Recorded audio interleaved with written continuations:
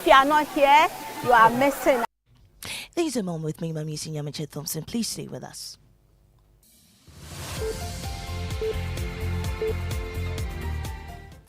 Finally, Joy News is premiering its much-anticipated Hotline Documentary, Empty Plates, the Free Senior High School Promise, later this morning, highlighting the acute shortage of food on many campuses across the country. The documentary presents a first-hand insight into the grim nature of inadequate food in schools and how parents are forced to adapt unorthodox ways of feeding their wards. Here are excerpts of the investigative piece by my colleague Kwete Nati.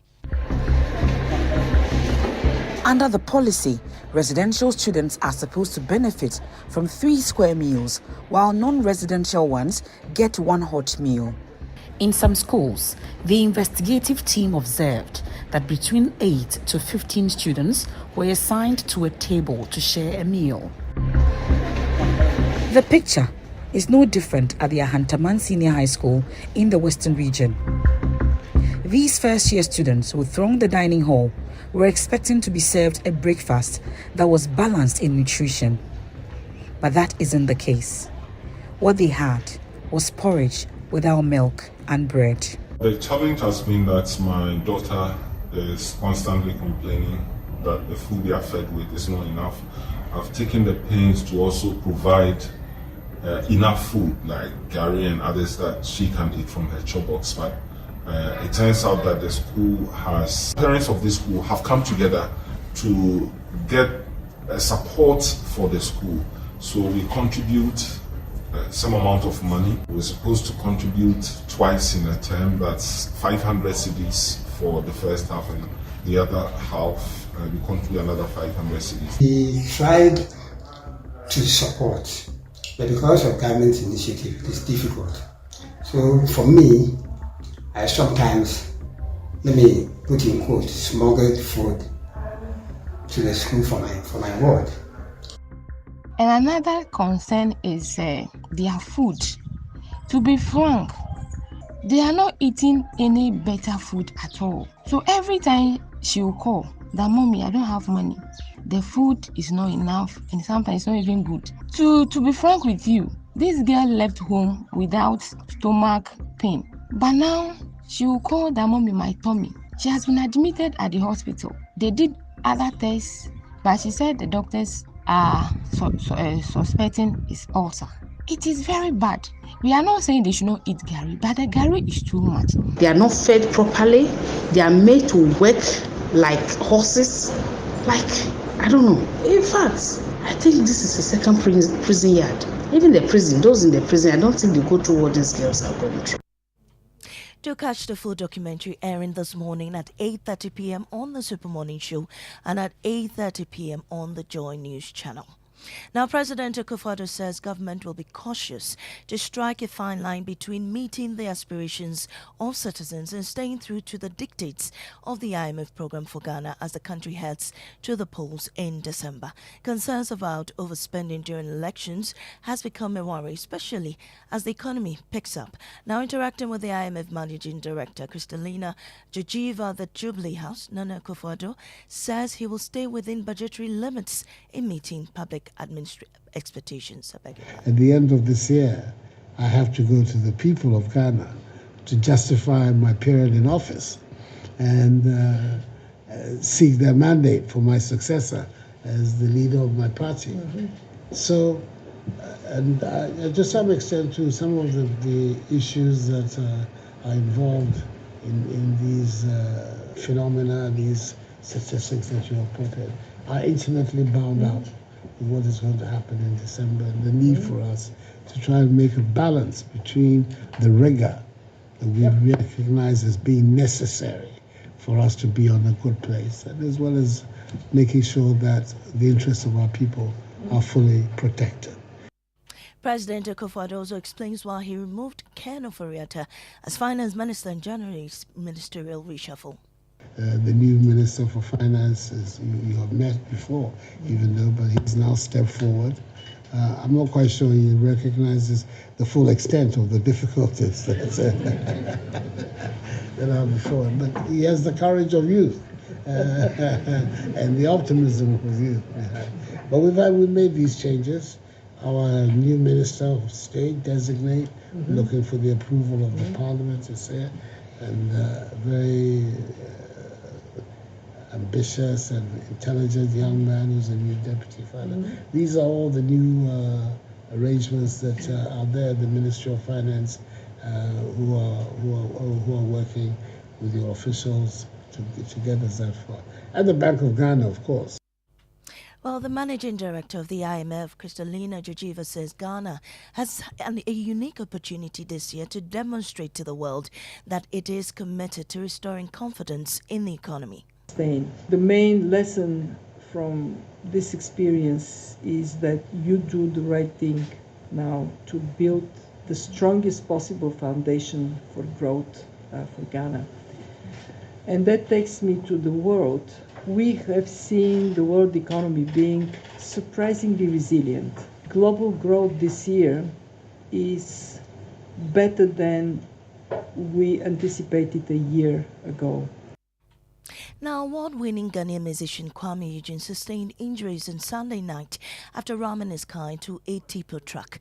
The accident occurred at CP, close to the DSTV office, towards the Jolu traffic light in Accra. It is unclear where the artist was headed. According to editor for Modern Ghana news portal Emmanuel Jeffo Abugri, who witnessed the accident, he was right behind the musician's car when the incident occurred around 11:30 p.m. I managed to call the police and they are around, so they just came around to tow his car. And from here, I'll be going to the UGMC hospital to check on Kwame Eugene to see how far things are going. I arranged for another car to take him to the hospital. That's the UGMC hospital. We'll bring you details of that later in the bulletin. Meanwhile, the Joy FM Easting Camp Adventure was a whirlwind of excitement and fun for our patrons, with many of them yearning for more.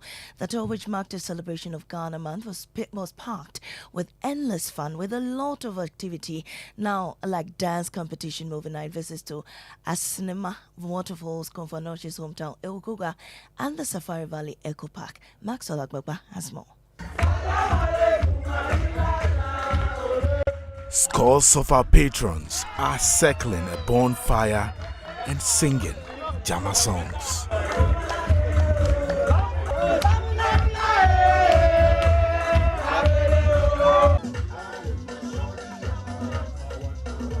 Saturday night turned into Sunday morning, filled with dance competitions, quizzes about Ghana, plus fun challenges. Many of them won beautiful wooden fabrics as prizes.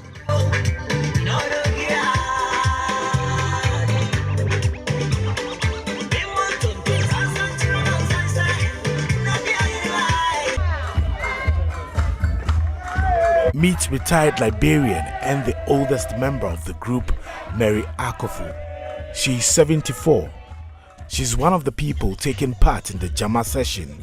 She says Joy FM's credibility as a media house is the reason she does not miss any event organized by the station.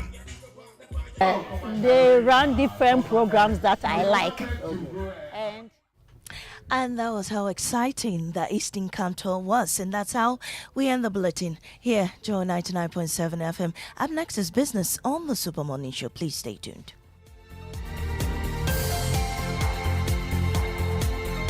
You know, Papa, see that? And it's rickety car. Hey, Papa! Papa! Bobo, so how's your engine now? It is half man, half amazing. Thanks to Quartz and you can feel better energy. Can't touch this. Actually, guys, so Sancho's engine just died like that? Yes, so somebody managed to convince him that there is a better engine oil than Quartz, and he switched. Sancho Panza. Now, which engine oil can be better than Quartz? No other, my guy. Quartz with its age-resistant technology, it keeps your engine younger for longer. Now you know. Have you guys seen the new bottle design? It's superb. Quartz 9000 from Total Energies there improves fuel efficiency. Why do you think Mr. Mane and Logoso have taken the Quartz Nation movement World Cup like that? Sorry. Chairman. Hey, Quartz. Keep your engine younger for longer.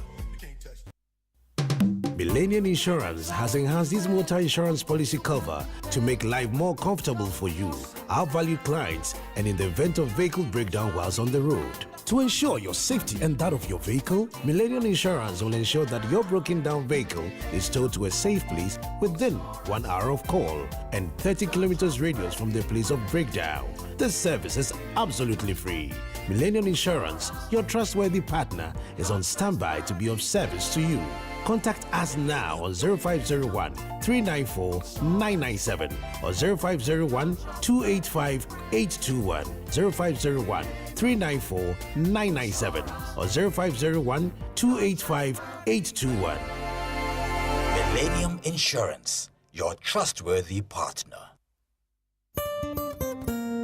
No matter your water needs, Syntex has it all. Syntex Tank was first to introduce double layer tank, and now you can have as many layers as you want. Syntex Tank was first to introduce white inner layer tanks in Ghana, and now introduces the customer specs order, which will let you order any color and size you want. Syntex Tanks gives you the biggest warranty of 7 years, which no other tank gives you. So whatever your water consumption, size of project, or demand, choose Syntex Tank. Syntex Tank, stress-free. Syntex Tank, reliable. Syntex Tank, maximum guarantee. Call 0244 335 168, Kumasi 0505 555 666, or visit syntexgh.com. Syntex Tank, a strong, a tough. Hello, Auntie Araba. Hey, Bugger, how are you doing today? I want to buy Pepsodent Cavity Fighter, but I don't have enough money. So what are you going to do? Can you give me the big size? You know, as for me, I'll pay the balance later. Today, no credit. I haven't sold much this morning. If you don't have enough money for the big size, why don't you try the 120-gram pack? There's a 120-gram pack? Introducing the new Pepsodent Cavity Fighter in 120-gram pack size. More affordable and convenient. Get yours today from any supermarket near you. Every smile matters. This advert is FDA approved. It's a mega sale at Orca this Easter with up to 60% off everything in store. Save big on furniture, home decor, kitchen items, and more. We've got the best quality for the best prices. Who can compare? Locate us at Accra Mall and on Spintex Road this Easter and enjoy up to 60% off at Orca Decor.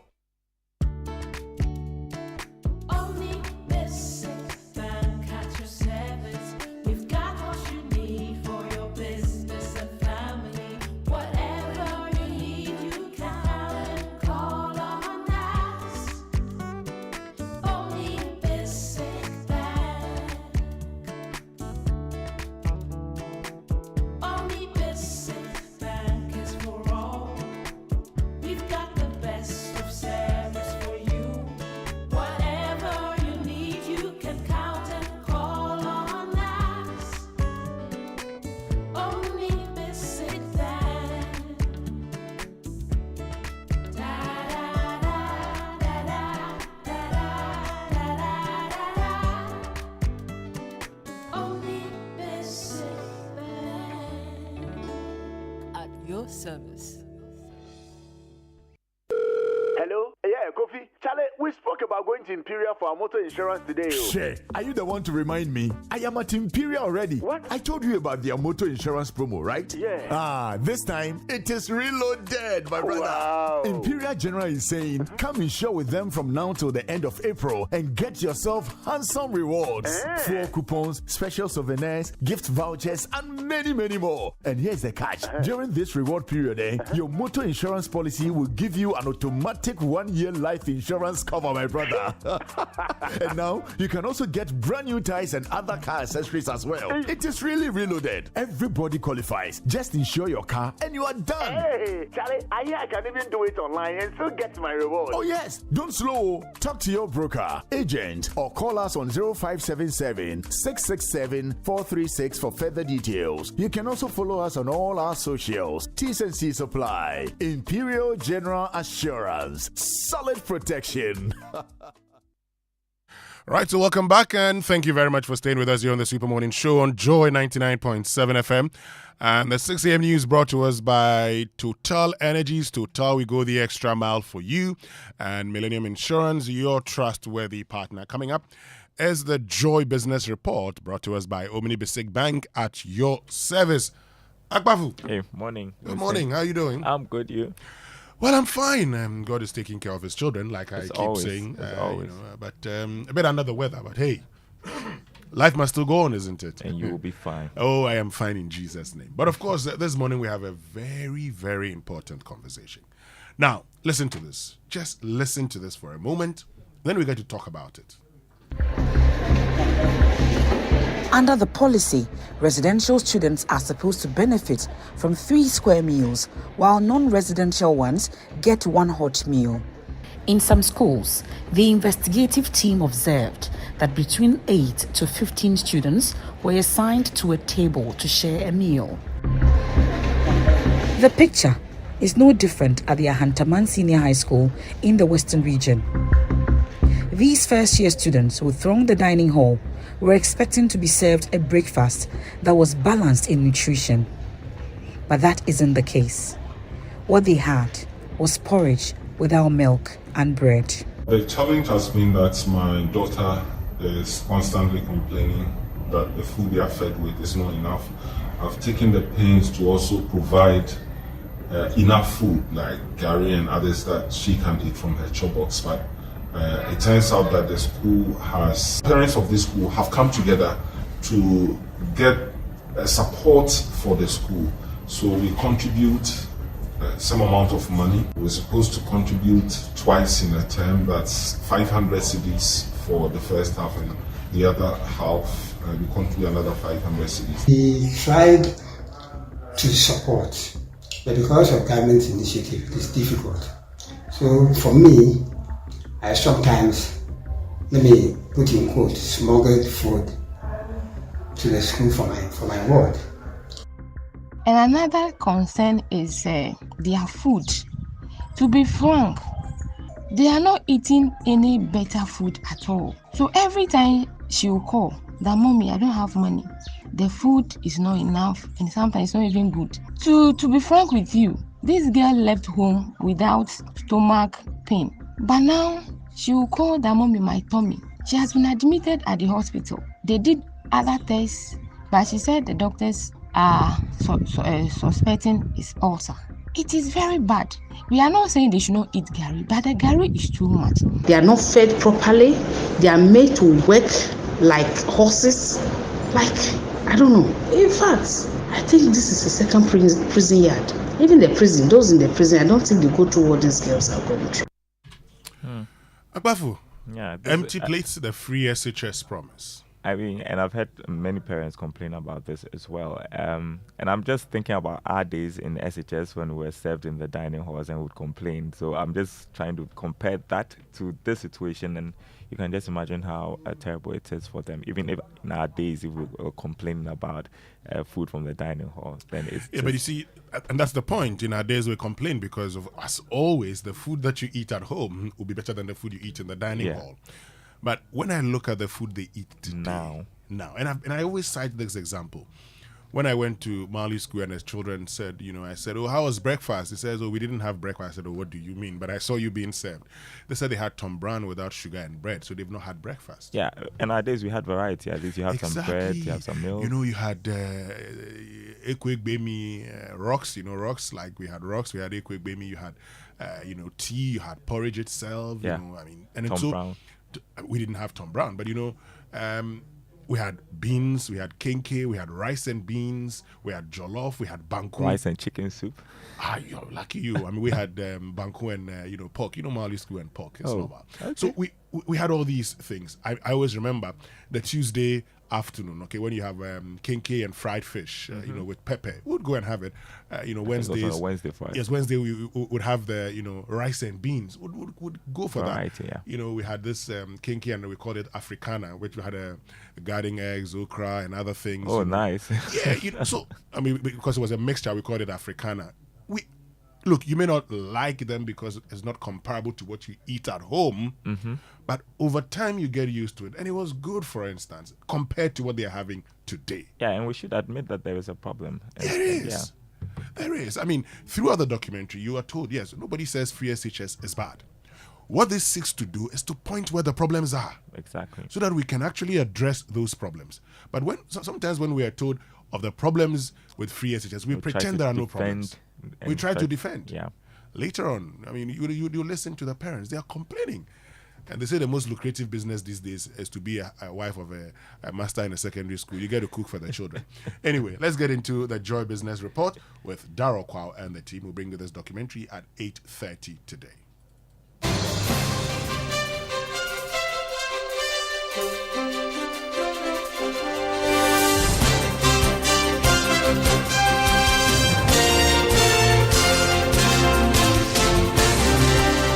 Hey, thanks for being with us, everyone. Welcome to the Joy Business Report. Coming up, President Akufo-Addo assures the International Monetary Fund that his government will stay within budgetary limits in meeting the public expectations. Meanwhile, visiting IMF Managing Director charges Ghana to reach a better deal with Eurobond holders. Also, interest rates fall for the 11th week running as demand for treasury bills continue to surge. We've got details coming up.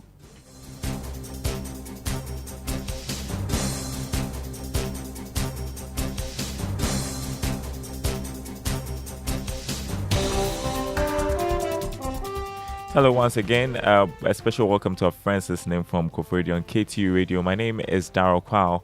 First up, President Akufo-Addo has assured that his government will be cautious to strike a fine line between meeting the aspirations of Ghanaians and staying true to the dictates of the International Monetary Fund's 3-year extended credit finance program with Ghana, especially as the country heads to the December 7 general elections. There are concerns about overspending during this election year as the economy begins to pick up. Interacting with the managing director of the IMF, Kristalina Georgieva, at the Jubilee House, President Akufo-Addo said his government will stay within budgetary limits in meeting public expectations. That is already paying dividends for us in this country. Yep. So I want to express our sincere gratitude and appreciation for you who's led this exercise about where we are. We now need to have an extremely involved discussion about where we're going. I think the need for steadiness and for making sure that we stay true to the fundamentals that have been agreed between us as to the way forward, obviously is critical. But at the end of the day, it isn't the steadiness in itself that matters. It is the outcome. And the outcome that we're looking for is this rapid development of prosperity for our people. That was President Akufo-Addo. The visiting managing director of the IMF, Kristalina Georgieva, is charging Ghana to reach a better deal with Eurobond holders. According to her, the deal should be in the best interest of the country. The IMF boss disclosed this when she paid a courtesy call on President Akufo-Addo.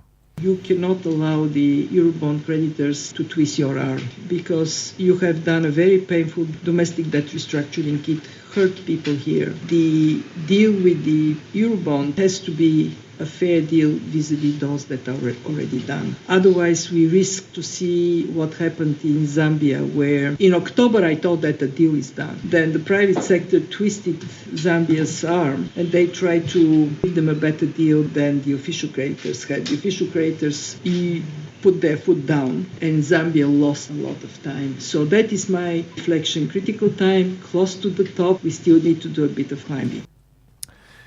Well, businesses may now have to turn to internet service providers that use satellite so they can be assured of uninterrupted services. This follows an announcement by the National Communications Authority that it could take at least 5 weeks for the subsea cable challenge to be addressed. Here's more in the following report. However, this may come at additional cost to businesses that may have to go this way in ensuring that their daily dealings are not disrupted. This is because it has been argued by some industry players that relying on those subsea cable supply for internet services is seen as more cheaper compared to satellite links.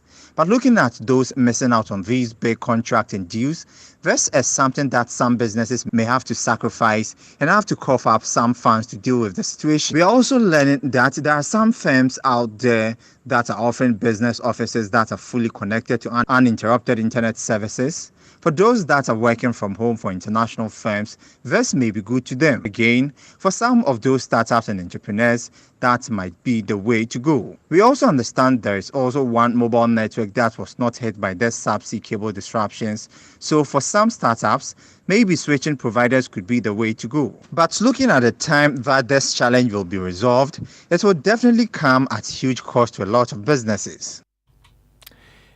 In time, the Ghana Association of Banks says it will deepen talks with the National Communication Authority to ensure that the current internet disruptions do not affect the operations of commercial banks. According to Chief Executive John Ewa, although banks are yet to record any significant impact on their day-to-day activities, robust backup systems have been instituted to ensure customers transact their businesses seamlessly. We continue to monitor the situation. As you can see, it is still intermittent. You have periods where the connectivity seems to be okay, and then long periods where you don't see any kind of progress when trying to connect. So I believe the initial advice still stands. Work is aggressively ongoing to remedy the situation. We are picking feedback from NCA. We are doing everything to get the technical people who are responsible for these matters to resolve it as quickly as possible so that we can return to normal business. That was Chief Executive of the Ghana Association of Banks, John Ewa. Now, interest rates fell for the 11th week running as demand for Treasury bills continued to surge. The government recorded more than 37% oversubscription of the short-term instruments. Here's more. The yield on the 91-day bill fell by 25 basis points to 26.49%. That of the 182-day also eased to 28.99% from 29.24% the previous week. Similarly, the 364-day bill went down by 25 basis points to 29.59%. Meanwhile, the government exceeded its T-bill target by more than 37%. It mobilized 5.36 billion cedis from the auction of the short-term instruments. A chunk of the offer came from the 91-day T-bills. About 3.72 billion cedis were mobilized. Meanwhile, analysts believe the yields on the short-term instruments will continue to ease in line with inflation expectations. All right, the prices of petrol and diesel are expected to stay same in the coming days. However, that of liquefied petroleum gas will go up by about 4%. That's according to the Institute for Energy Security. Though the prices of finished products of petrol and diesel on the international market fell by 4.06 and 0.24% respectively, the Ghana cedi continued to record a depreciation of about 1.09% during the period. This prevented the prices of petrol and diesel from going down for the next 2 weeks. And so here's how it's looking like on the commodity market this morning. Crude oil increased again to $85 a barrel. Gold dropped by $8 to open trading at $2,147 an ounce. Cocoa is trading at $8,018 a ton after going up by a significant $600.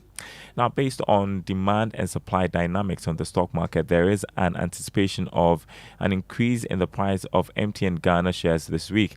Let's now take a look at how your stocks will fare on the stock exchange. Last week's trading concluded with 6 price movers of 3 gainers and 3 laggards. GCB Bank, Unilever Ghana and MTN Ghana were the advances, while Cowbank, Ecobank Ghana and Fan Milk all declined. The gains drove the market's indices higher, with the Ghana Stock Exchange Composite Index climbing 0.42% weekly to a year-to-date gain of 7.21%, while the Data Bank Stock Index increased 0.26% weekly to a year-to-date gain of 6.35%. Trading activity was vibrant last week, with over 195.7 million shares, valued at 249.7 million Ghana cedis, changed hands across 21 counters. MTN Ghana was the most active counter, accounting for 99% of both the aggregate turnover and total volumes traded. Based on the demand and supply dynamics on the market, we anticipate an increase in the price of MTN Ghana this week. For Joy Business Reports, Grace Munanyun of Databank Research. Thanks, Grace. The managing director of the Ghana Stock Exchange, Abnamwa, has indicated that the participation of local institutions on the stock market has increased significantly by 30%. This she attributes to the financial literacy levels in the country. She spoke at the launch of the National Youth Investment Education Training Program. Here's more. In fact, last year we saw that the number of accounts opened at the CSD went up. Last year was also a bit of difficult year because of the GDP. Investors were very skeptical. So it all comes to the fact that we must educate people, because following that experience, people are like, oh, I don't want to invest again. But it's also very important to teach people how to invest so that no one puts all their eggs in one basket. The one thing we've definitely seen increase significantly is our local institutional investors' participation in the market. Last year, over 30% of the trade was of the local institutional investors. Many workers are contributing to these pension schemes, which means that all of us, our monies came into the market. Managing Director of the Ghana Stock Exchange, Abna Amwa, speaking at the launch of the National Youth Investment Educational Training Program. And that's the Joy Business Report. Before we go look at the currency market, I know Winston is interested in this. The dollar going for 13 cedis, 33 pesos. The pound, 16 cedis, 73 pesos. And the euro going for 14 cedis, 33 pesos. And we're getting ready for the next pricing window. Oh, yeah. Hopefully, prices are expected to stay same in the coming days. Let's see how it goes. Well. But the dollar is appreciating and the city is depreciating. 13 cedis, 33. That's not a good sign, is it? It's not. It's not. And oh my goodness. Anyway, a lot of things would have to be done, and we hope that we can actually get there. Otherwise, we're finished. Well, they say it's seasonal, so let's see. Well, at the point we saw it, we said it was seasonal, but it went so up that here we are today. You know, but this is it for me.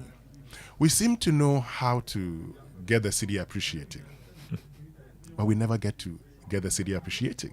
Mm-hmm. We know all the things that we have to do, don't we? We do. We know everything. Unfortunately, we are always at the same place. Anyway, time now for us to get into our inspirational song for today. And our inspirational song for today is one by Bethel Revival Choir. Enjoy this as you, look at how the city is depreciating against the dollar.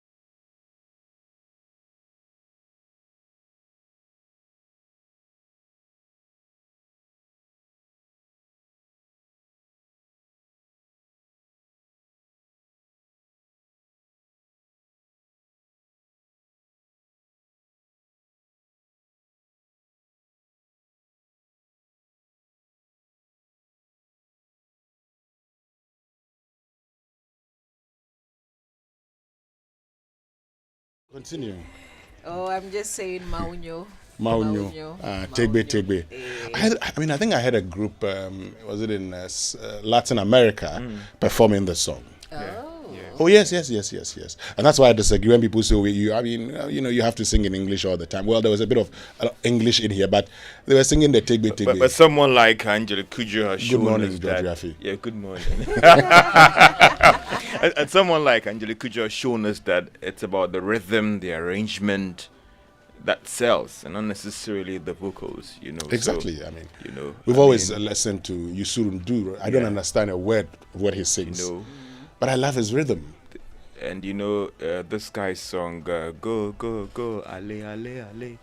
Remember that time? Anyway, let's get into our Drive Safe campaign this morning, brought to us by Joy News and the Multimedia Group, and supported by Toyota Superior Quality and Imperial General Assurance, Solid Protection. So our tip for today says, expect other drivers to make mistakes. So part of being a defensive driver is not trusting that other drivers aren't distracted or know how to drive defensively. When coming to an intersection, always watch other drivers to make sure they actually come to a complete stop when they're supposed to before you proceed. Keep an eye on the vehicles around you in case they suddenly change lanes, even without signaling. Also, expect that some drivers on the road may not be from the area and are unfamiliar with local traffic patterns. So, expect other drivers to make mistakes. Let's learn how to say it right. Which is brought to us by Kingdom Books. And at Kingdom Books, quality and affordability are always their hallmarks. And Société Générale Bank Ghana, the future is you. Something must be done. You say either, I say either. Maggie, so that last week I shared the rule about the fact that when S is added to a voiced sound, it's pronounced as Z, and if it's added to a voiceless sound, it's S. So many people have been asking questions. They say, how about, we learn how to, we show the various voiced and voiceless sounds so they can understand. Right. So today I'm going to do two. Okay. Now, bags and books.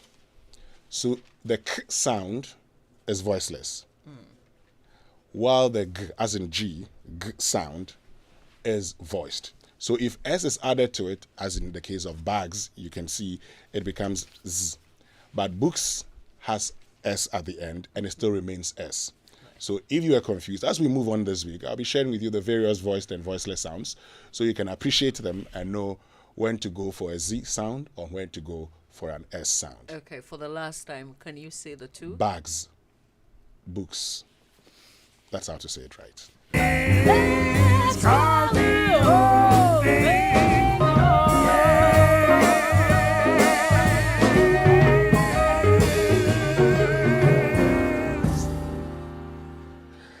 Anyway, and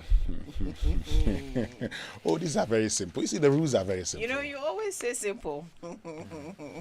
Oh, but no, but it's good. But it's not simple sometimes. The challenge sometimes where local dialect sometimes influences how we speak as well, and the connotations and the connotations as well.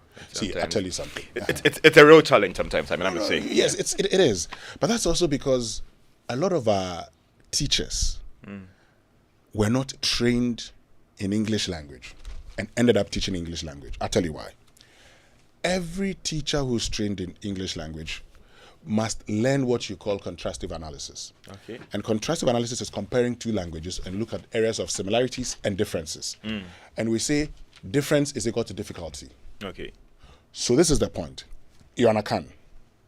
I have said there's no L in Akan. All the L's you find in Akan, apart from Gomoa, which is used in free variation, but all the L's you find in Akan are borrowed words. So you can understand the difficulty with an Akan man pronouncing a word with L. There's also, so for instance, if you ask my mother, I'm going to Agbuba, she says Abuba. Akla. Because that B, R is actually in Akan, so that shouldn't be a problem. That B sound is not in Akan. So the Akan man will look for the closest and say Abuba. Okay? Unless you've actually had education on that particular sound, you find it very difficult to pronounce. Yeah. So whoever is teaching you should know that this will be a difficult one for you. So she'll start from the difficult ones and get you to appreciate the easier ones. Anyway, let's get into the papers. Newspaper review brought to us by Syntex, Tanga, You're Stronger, You're Tough. An enterprise insurance at 100 Yafine promotion, celebrating a legacy, securing your future. I'd like to start with the Daily Graphic newspaper. The paper reports on its front page, Ghanaians on edge await internet restoration. And the story says millions of Ghanaians continue to wander in frustration and apprehension, awaiting the full restoration of internet services to bring their business and social lives to normalcy. But technical experts suggest it may take at least 5 weeks to fully restore local internet service. So there was a post about somebody who lost his job because, he's working from Ghana but working for an international organization, and he relies heavily on the internet. And there are a lot of them now here in Ghana that are working from home, and they are doing several jobs for multinationals outside the country and all the rest. So I think that it's a real challenge. What are the alternatives? The cost as well. There've been talk about satellite links and all the rest. The speed, if it's for a small institution, that's okay. But large numbers, it might be a difficulty and all the rest. So maybe some of them have to explore this, providers who are opting for satellite links, and also these ready-to-go offices in town that we understand that are also dependent on satellite links to offer these data services. But the challenge is that it is definitely going to come at a huge cost to these small enterprises. So, shouldn't it be like a private sector conversation, or this is more of government? But also on the front page, lawyers split over courts shift system. Remember, there's a directive from the Chief Justice that says some selected courts will be doing like a shift system. So there's a morning shift and there's afternoon shift. Some lawyers are, they welcome the decision, but they say they were not consulted because it would have a toll on them as lawyers, because what they do is not just in the courtroom. There are other things that they do as well. And then on the back page, arm wrestling team win 41 medals. Ghana jumped to 6th on medal table. We're in the first 10, which is a good thing. And the interesting thing, the track and field starts today, so those of us who are interested in those activities. I love that one. This morning, I think 9 something is supposed to start this morning. Well, the lead guide has prepared to lead a spirited campaign coming from Dr. Mahmoud Baumia and also SHS Guaranteed Food Security Education Ministry. That's something that you'll be interested in. I know that 21 killed in bloody clash, and also GNPCC spearheads Ghana's oil and gas success. They also have a story about internet outage, 5 weeks minimum to restore connectivity, according to the NCA. The finder also has parliamentary candidates. They are anchored to MPP's 2024 victory, so says Dr. Bamia. And also we have Gambian transport officials. They applaud the Metro Mass innovations. They are here in Ghana to understudy. Also, Finance Minister IMF hold their assignment today. Africa's prosperity crucial to global prosperity, says the visiting managing director of the IMF. She's in town for several engagements already. She's met civil society, women's interest groups, met the president, the governor of the Bank of Ghana, Minister of Finance, and there will be an engagement today at a conference that they'll also be talking about AI and other things as well. Yeah. Well, we'll talk more about that because she's been talking, the president has been speaking about how he believes he will stay the course. But let's get into the Ghanaian Times. This tragic story is also on the front page of the Ghanaian Times. 21 perish in horrific road crash. 4 children, others injured at Breku near Konongo. We're told it was a head-on collision. And there's adequate food supply to all senior high schools. That's the education ministry giving that assurance. But the reality on the ground, even from the documentary that we will share with our listeners today, would say otherwise. If only the politicians will listen, so that we can all solve this crucial problem. Mother, I think the crucial question that we need to ask is at what time, because this story says that addressing the media last Friday, the minister stated that the response to recent concerns raised by some Ghanaians about food supply to schools. And for me, what time the situation even... I'm just saying that, yeah. You have parents calling in to tell you about I'm saying that they are saying that the situation is guaranteed, but when? Because it's been for quite a long time that there have been complaints about the challenging situation in our schools. Look, and for me, it's very, very critical. Yeah, George, the reality, the other part of the whole issue is this. There are schools where, contrary to directives to teach headmasters and headmistresses not to charge, some schools actually, if you go there, they tell you that, look, you need to support us. If you don't support us, we would have a problem. So they go and say support us, and then the people support. I mean, I know a school where the headmistress, was asking people to pay other funds. Then they started paying, and it became, a problem. So at a point in time, they say, oh, no, we won't charge again. Now, if you go to that school, you tell the headmistress or headmaster, we know you are engaged in this. Do you have food? He says he has food. Okay? The point is that, the point today is that free SHS, the whole system, the system that we are implementing, and I mean, we'll get to the documentary, but the system we are implementing with the free SHS, the National Food Buffer Stock Company, who are the people who supply these schools? So they are supposed to release food. But how do they release the food? It'll be interesting to find out the people who supply the schools and what they indeed supply the schools. Let's get to the online news review brought to us by Zenith Bank in your best interest.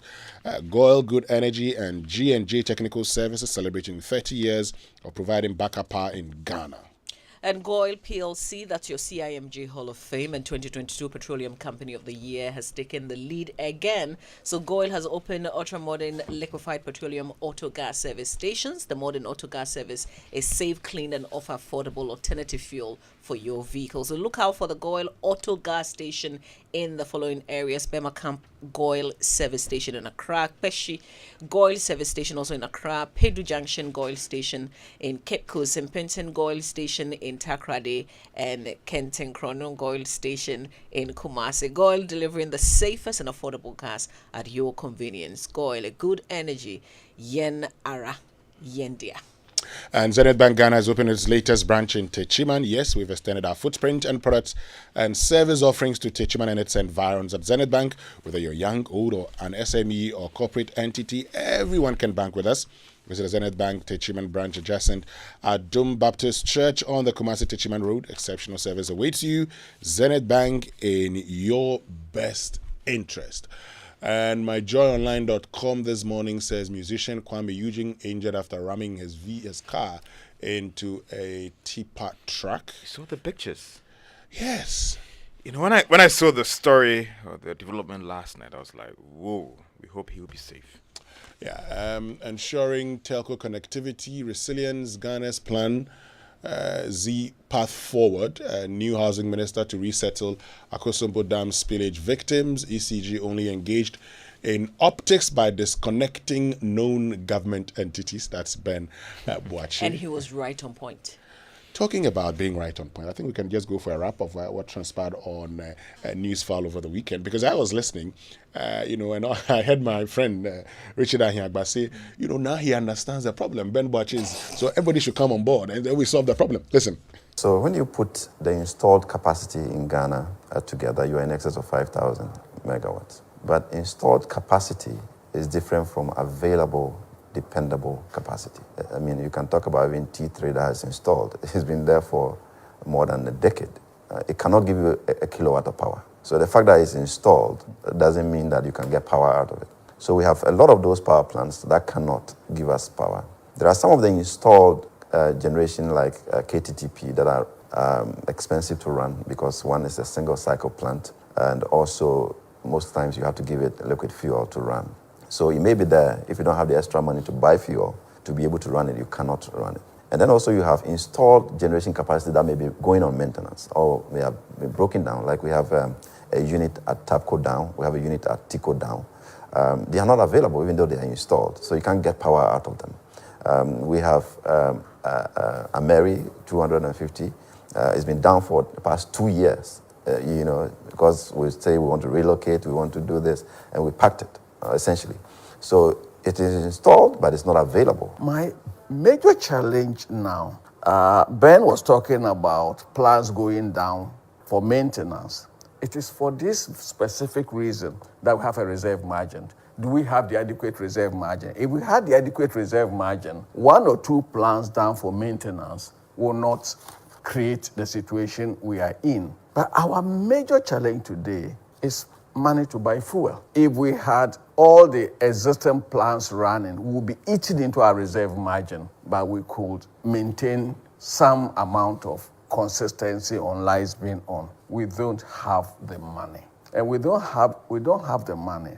Unfortunately, in the power sector, we have allowed political partisanship. We've allowed propaganda to replace economics, to replace management, and to replace technical competence. Back then, the challenge that were faced were twofold. One, directly looking at the government in terms of responsibility to deal with the generation problem. But here, it is consumption recovery issue, which is quite separate from what they faced. So right now, we can be dispassionate about it to say that as a country, what do we want to do with ECG to make sure that they are able to attain full cost recovery, to make sure that we don't have this deficit that creates the shortfall that then gets sent to government.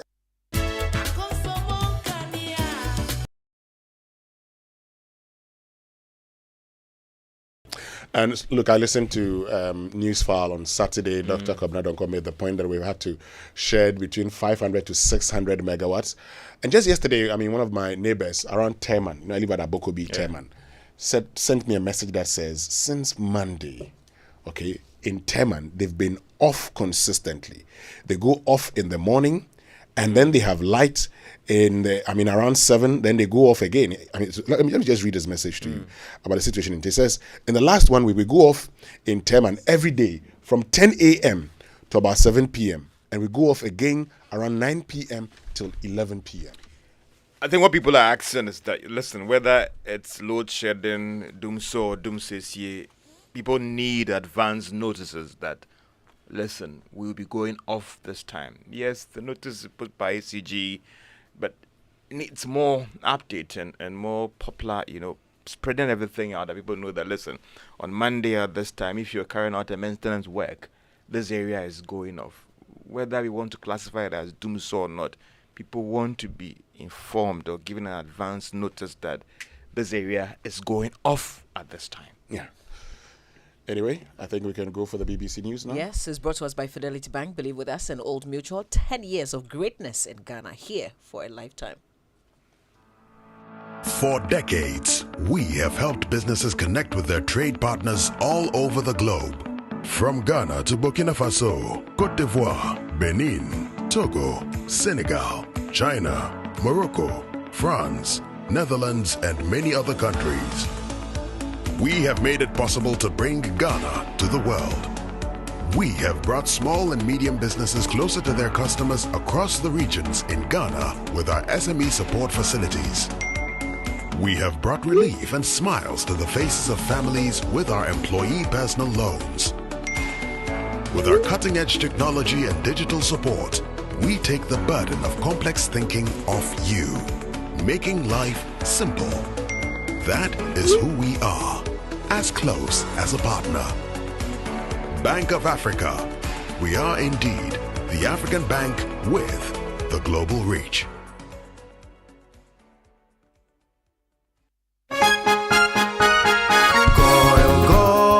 Good energy powers the things that people do to empower themselves. It fuels families, communities, businesses. Good energy fuels nations. It gets things going and keeps them moving. Good energy isn't just what we do, it's who we are. Goil, good energy. And that's why I choose Goil. I'm a Zuma Nelson, 3-time world boxing champion, and a patriot.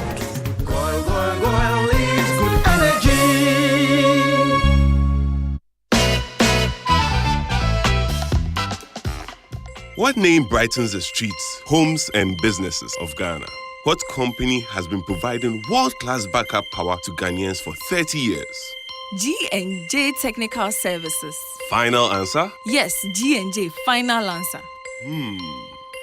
class generators in the country, we have been the backbone of Ghana's alternative power industry by delivering the best sales, maintenance and after-sales solutions the nation has ever seen. We've done it for 30 years and we promise that the future will be even brighter. Reach us in Accra on 030-268-9178 or 9179 and 020-222-2204 all the way to 2220 and in Kumasi on 020-222-236 or 020-222-2220. The ECOWAS Investment Forum EIF is a flagship event that aims to showcase West Africa's investment potential and present a pipeline of private and public sector development projects. Organized by the ECOWAS Bank for Investment and Development, EBID, in partnership with the Government of the Republic of Togo and the Government of India through Exim Bank India, EIF 2024 will take place on April 4th and 5th, 2024 at 2 Février Hotel in Lomé, Togo. This maiden edition will focus on the economic recovery of ECOWAS member states under the theme Transforming ECOWAS Communities in a Challenging Environment. For 2 days, development partners and stakeholders operating in the West African sub-region will engage in discussions relating to agriculture and food security, infrastructure deficit, youth unemployment, energy and climate change, and support to SMEs and SMIs. Join us on April 4th and 5th, 2024 in Lomé, Togo for the ECOWAS Investment Forum 2024. ECOWAS Bank for Investment and Development, EBID, Transforming ECOWAS Communities. Dear business owner, congrats on not giving up on your business. You deserve a medal, and your business deserves to be taken to the next level. In fact, it's about time you run a Zenith Bank SME account so you and your business can enjoy the perks of the Zenith SME Business Card. Oga and Oga Madam status. The Zenith SME Business Card is a Visa debit card for making secure payments for goods and services. Enjoy great benefits such as free customized digital SME training, free marketing toolkits, access to Visa practical skills training, and more. Unlock the potential of your business today. Visit any Zenith Bank branch nationwide and sign up for the Zenith SME Business Card, the ultimate payment solution for SMEs. For more information, visit www.zenithbank.com.gh or call 0302-680-884 or 0307-086-370. Zenith Bank, in your best interests. Green fuels. But will that use too much water? Now we return to Newsday. This is the BBC World Service, the world's radio station.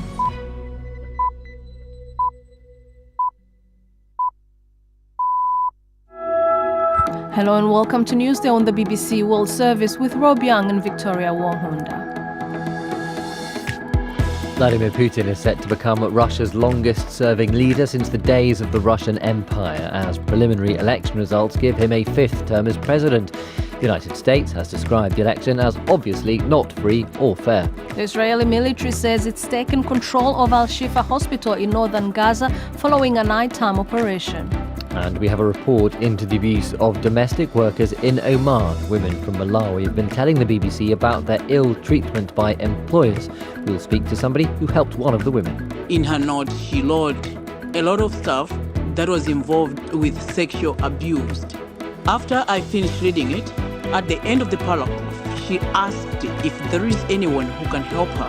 We'll hear from her how she did help her, but first, a bulletin of the latest world news. Hello, I'm David Harper with the BBC News. President Putin said the result had demonstrated people's trust in Russia's current path. From Moscow, Steve Rosenberg reports. Having been told he'd won 87% of the vote, it's no surprise that Vladimir Putin was sounding confident. He said no matter how hard anyone tried to scare or suppress Russia's will or consciousness, they would never succeed. In an election controlled by the Kremlin, a landslide for Vladimir Putin is no surprise, but it is important for Putin. He can now claim he has a popular mandate for the war in Ukraine and for his transformation of Russia into an increasingly militaristic society. Russia's election has been widely condemned as a sham. Washington said the poll was obviously not free and fair, noting that Mr. Putin had imprisoned political opponents and prevented others from running. Poland said voting took place in conditions of extreme repression, rendering it impossible to make a free democratic choice. The Israeli military says it's taken control of Al-Shifa hospital in Gaza City and detained 80 suspects during an operation to arrest Hamas operatives it said were using the complex as a command centre. The IDF said several people had been killed and wounded after Israeli forces were fired on by gunmen inside the hospital. The Hamas-run health ministry in Gaza said Israel was committing a war crime. Here's Lucy Williamson in Jerusalem.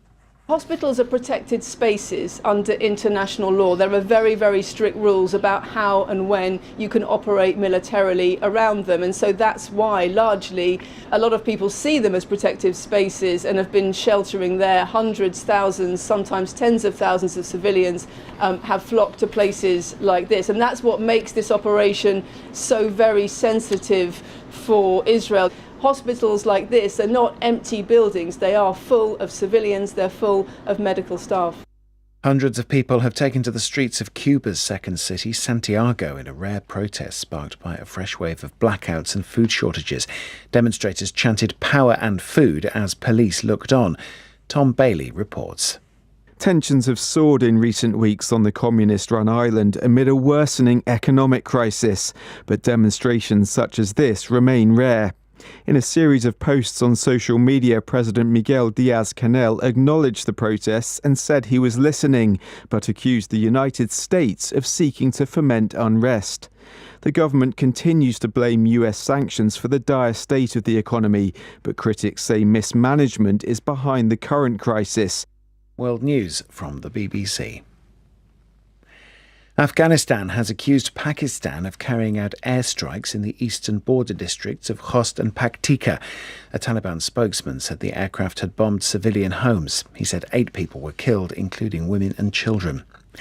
The US Secretary of State Antony Blinken has condemned North Korea for firing several short-range ballistic missiles into the sea.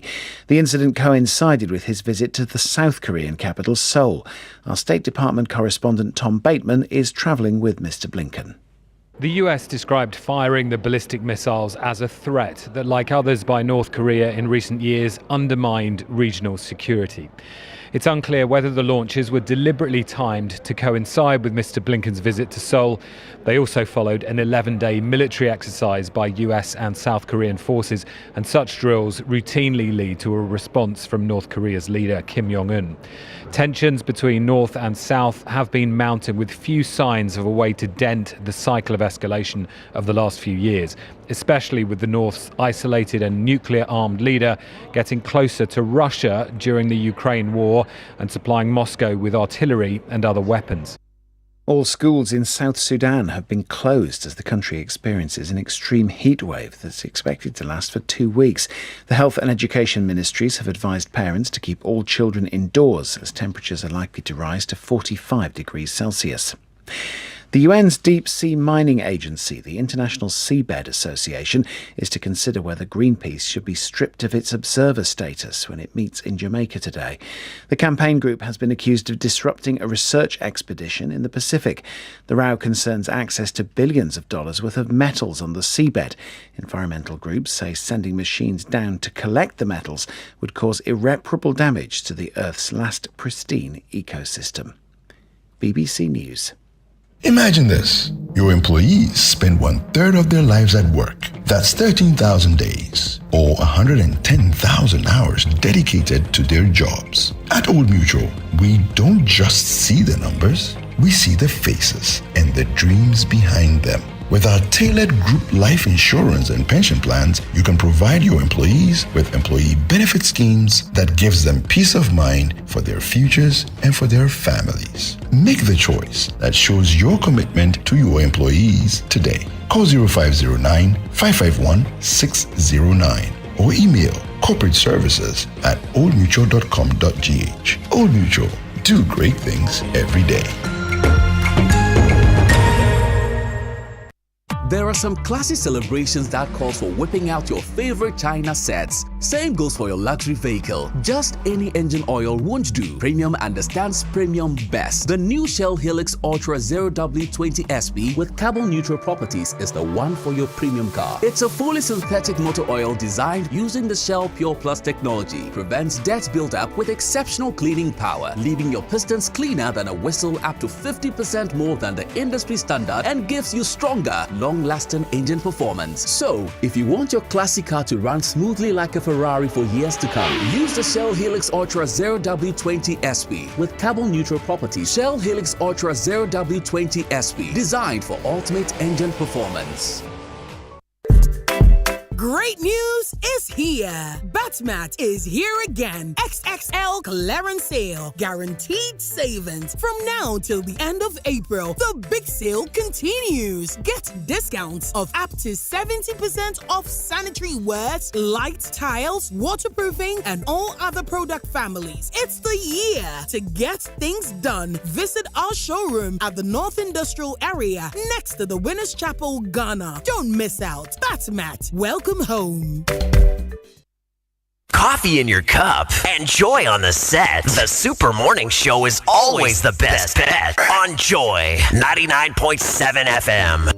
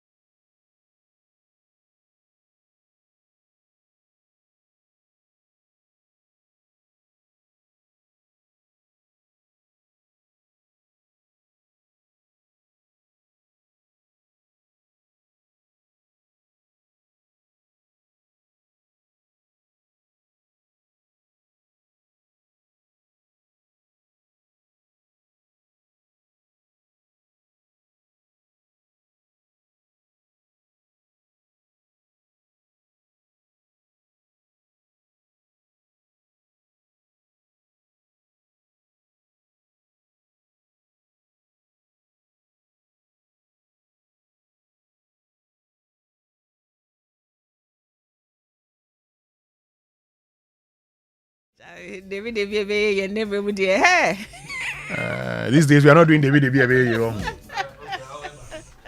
These days we are doing SAE. I'm just saying, so you can stay together and make sure say before you take the next step. That's good advice. But how do you know that aye? Oh, or you invest into the future? You know, if you know, you know. If you don't know, Mama, will help us. Since you are talking from experience, help us, because today the young boys of today say they've stopped Debi Amedasi. Aaron and co, they say Debi Amedasi no more jai. Every day, thank you. Every day, thank you. There's Every a lot day, of thank blessing you. in that. You know, it's a God bless you. So any also Debi Amedasi too. The phrase is Debi Amedasi. What do you Debi Amedasi? Every day, Medasi. Why are you doing good? You do me too good, Some. Must the good be one way? Give, don't expect anything in return. Mama Vinyan. It will come your way. I'm just saying. So they say. Oh boy. Well, it's a Monday. We have a Hotline Documentary, Empty Plates. Under the policy, residential students are supposed to benefit from 3 square meals, while non-residential ones get 1 hot meal. In some schools, the investigative team observed that between 8 to 15 students were assigned to a table to share a meal. The picture is no different at the Ahantaman Senior High School in the Western region. These first-year students who thronged the dining hall were expecting to be served a breakfast that was balanced in nutrition. But that isn't the case. What they had was porridge without milk and bread. The challenge has been that my daughter is constantly complaining that the food they are fed with is not enough. I've taken the pains to also provide enough food like Gary and others that she can eat from her chop box, but it turns out that the school parents of this school have come together to get support for the school. So we contribute some amount of money. We're supposed to contribute twice in a term. That's 500 cedis for the first half, and the other half we contribute another 500 cedis. We tried to support, but because of government initiative, it's difficult. So for me, I sometimes, let me put in quotes, smuggled food to the school for my ward. And another concern is their food. To be frank, they are not eating any better food at all. So every time she will call, that mommy, I don't have money. The food is not enough, and sometimes it's not even good. To be frank with you, this girl left home without stomach pain. But now she will call that mommy, my tummy. She has been admitted at the hospital. They did other tests, but she said the doctors are suspecting is ulcer. It is very bad. We are not saying they should not eat Gary, but the Gary is too much. They are not fed properly. They are made to work like horses. Like, I don't know. In fact, I think this is the second prison yard. Even those in the prison, I don't think they go through what these girls are going through. So you heard there's some parents who have their children in senior high schools sharing the issues with us. This has to do with inadequate food. Sometimes the food supplied is not balanced enough. Look, Mamavi, I don't have a problem if students go to school and have to, work. After all, I went to a school whose motto is head, heart, and hand. And the hand was used for working. We worked at the time. So, we can have that conversation when it comes to working. I don't have a problem because a lot of children today are not used to this kind of work that we used to do when we were in school. But hey, you have to do them. So that one, I don't have a problem with it. But this is where my challenge is. When you've taken your child to school, your child that you could have fed at school, at home, and can actually feed and take care of in school, the government says, we believe that no child should be left behind. And so contrary to what you say you can do, the government says, I want to pay your ward school fees for you. That's okay. Which parent wouldn't like that? After all, these become savings for you. But when those savings actually become cost later on, you ask the question, why didn't you just allow me to pay my ward school fees? I'd explain. If you decide to absorb the 1,000 or 1,200 that I would have paid for my child, and I end up every day, every week, sending my child, say 120, 150 Ghana cedis. And if I end up having to send bags of rice, okay, to a matron or to the wife of a house master or a master in school. So I send bags, I send rice, I send canned tomato, I send fish and everything to this one to prepare food for my child. Then I ask myself, why am I not being asked to pay the fees? Because if I were paying my child's school fees, I wouldn't have to spend this much. And that's the reality. Look, not everybody can afford to pay 1,000 Ghana cedis for their child. And in this documentary, you would hear, for instance, that girl who gained admission to Mali School but couldn't go because she didn't have money. That is a beneficiary of free SHS. Fantastic. She's gone to school. Good news. But, what food are you giving her? You would hear from the psychologist who would tell you how, these young ones, the kind of food they must eat that is not provided them under the free SHS.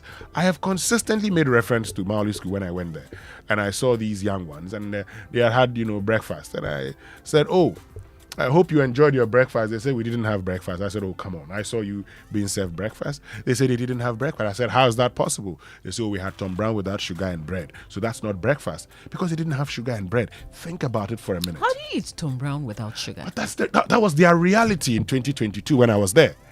In 2022 December, this is not somebody saying, I was asked to go and have a mentorship session with students. And that was when I asked them that question. They could not in their world believe that when I was in secondary school, once every month, the first Sunday of a month, we had egg. Even that time we were complaining that why is it once a month? They could not in their world believe that, every Wednesday when I was in secondary school, we had meat to eat. They couldn't believe this because today their situation is worse. So all we are saying is, make sure that these students have food to eat. I am privy to, I was privy to a conversation on a headmaster's platform in the Eastern region. Mama V, you can see in that WhatsApp group, the headmasters saying, "Oh, I've not received anything." This person says, "Oh, I've just received 3 bags of beans. I've received 5 bags of rice, 15 bags, some 20 bags. So some would receive a lot, say 30. Others haven't received anything. They're waiting. So that is the reality. And the earlier we faced it and dealt with it, the better. That's the thing. When the people who are leading this project pretend that there aren't issues, that there isn't an issue with food, then I get worried because some of them have their children in these same schools. And they do these same things that we talk about in terms of parents paying extra to some teachers so that they can cook for their children and take care of them. Some people have to visit almost every week so that they can provide food themselves to their children. If only the Ministry of Education will have an open mind to this feedback that parents are given, that heads of the institutions are given, that some teachers are given. In this documentary where Kwete Nate visit about this, if only the ministry will stop the pretense as if nothing is happening. Details of the Hotline documentary later here on the show. It will play at exactly 8:30 a.m. And G&J, your reliable alternative backup power solution provider, is 30 years old, and we wish to thank all our cherished partners and customers for being part of this journey. As we embrace the future with brighter hopes, we look forward to providing you with the best backup power service to your homes, offices, churches, and more. We're still the largest backup power supplier in the country, and with our 24-hour service delivery, we're poised to give you the best brands in backup power and after-sale service. Locate G&J in Accra off the Mortuary Road to Kolebu. Call G&J on 0302-689178 or 0302-689179 or 0202-222204. In Kumasi, call us on 0202-222236 or 0202-222220. Now, if you're a Toyota user, well, get ready for a revolution. If you want your Toyota engine to function optimally, then there's only one choice, the Toyota Genuine Motor Oil. The Toyota Genuine Motor Oil has been rigorously tested and proven to be the best oil for your Toyota engine, especially crafted to keep your Toyota engine running smoothly and efficiently. The Toyota Genuine Motor Oil is available at all Toyota Ghana branches across the country. Nothing makes your engine happier than Toyota Genuine Motor Oil. For bulk purchases or distribution, please contact Toyota Ghana and call this number 0302 429 801. And as always, Toyota Ghana is proud to be associated with our drive safe tips here on the Super Morning Show. Toyota, superior quality. And pursuant to Section 35 of Companies Act 2019, Act 992, the Office of the Registrar of Companies is undertaking a nationwide inspection of companies and businesses. Company inspectors with the identification tags will visit business premises to inspect one certificate of registered companies and businesses, combined register with information on directors and members, compliance status, that's a filing of annual returns and amendments, an update of company and business records with current information. Please be informed that failure to comply with provisions of the Companies Act 2019, Act 992 will incur a fine of not less than 150 penalty units or not more than 250 penalty units, or to a term of imprisonment of not less than 1 year or not more than 2 years or both. We urge all company officials and business owners to collaborate with our company inspectors in this exercise. For inquiries, please call us on 0302 666 081 or 0208-835959 or email info@orc.gov.gh. ORC, your trusted partner for business. And the Imperial Insure and Win promotion reloaded is still on, so you can insure your vehicle with Imperial General Assurance from now till the end of April, and you get yourself handsome rewards, fuel coupons, special souvenirs, gift vouchers, and plenty more. The catch, though, is that during this period, your motor insurance policy will give you an automatic 1-year life insurance cover. You could also get brand new car tires and other car accessories as well. It is really reloaded and everybody qualifies. Just insure your car and you're done. Insure with Imperial General Assurance.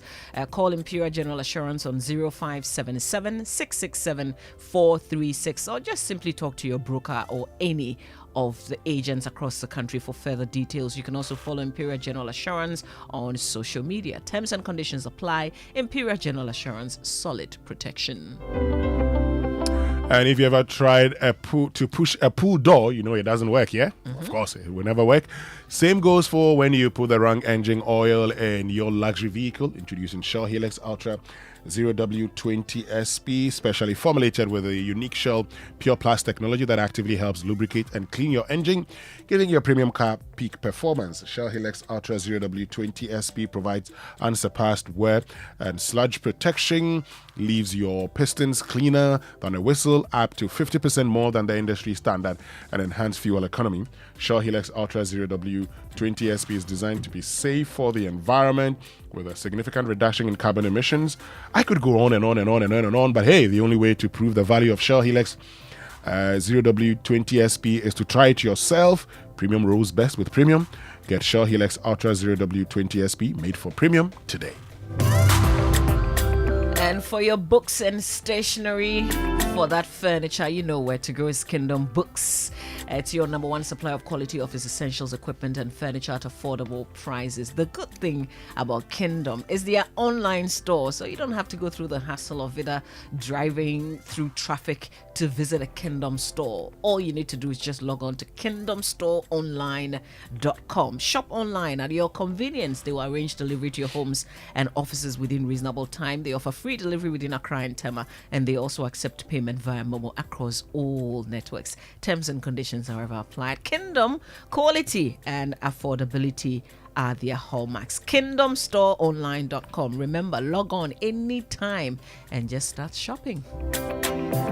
So great news, Batimat is here again. It's the XXL clearance sale, guaranteed savings. All the products in the showroom are up to 70% off from now till the end of April 2024. Mama V, that is 20, 25, 30, 40, 50, up to 70% on several products. That's right. Carry out your construction projects this year with complete peace of mind.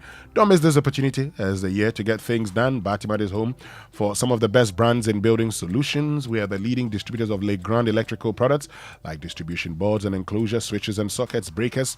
We also have the best waterproofing solutions and chemicals for your building project.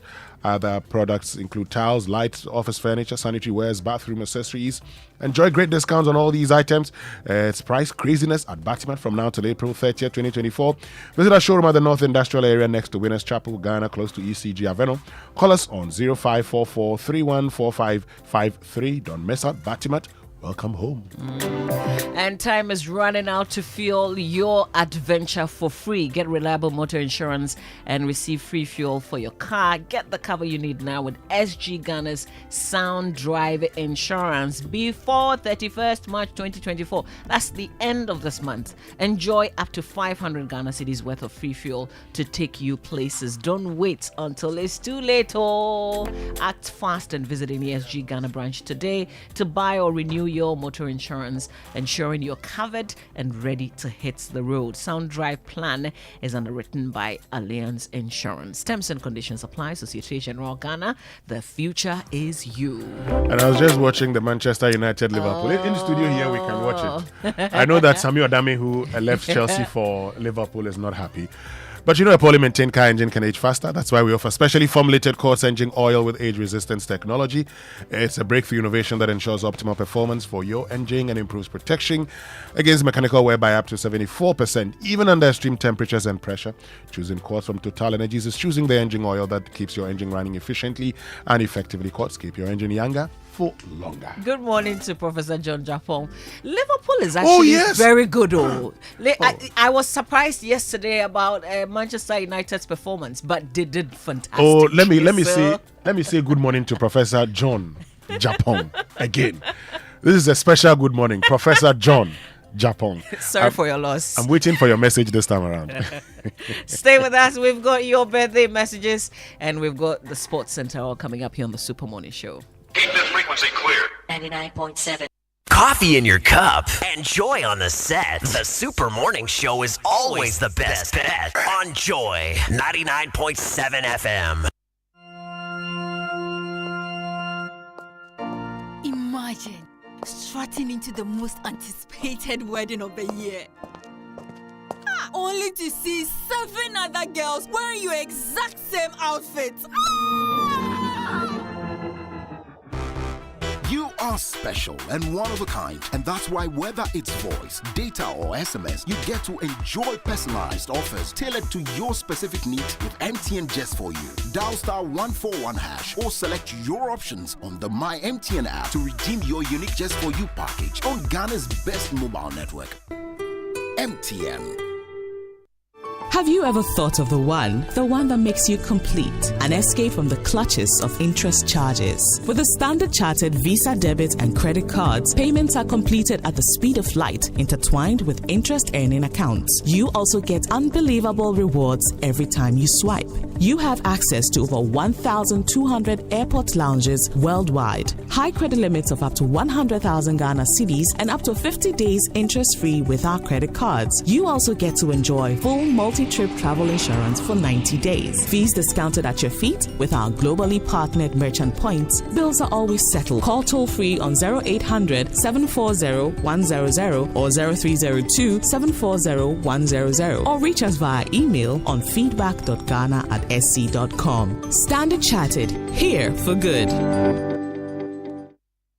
There you are, about to enjoy the deep-fried, soft, spicy kelewele you bought from Akwele at Osu Night Market. Suddenly, you see your daughter's name on the paper used to wrap the kelewele, and that's when you realize it's the CV she submitted for a job last week. The job market is changing rapidly. AI, clouds, holograms. Who knows what's next? Approximately 120,000 tertiary students graduate every year. What makes your child stand out? Get your child the X Factor to get ahead with tech courses from ALX. Choose AWS Cloud Computing, Salesforce Administration, Data Analytics, Data Science, Front-End Web Development, Back-End Web Development, or AI Career Essentials. Search ALX Ghana online to apply now. ALX, do hard things.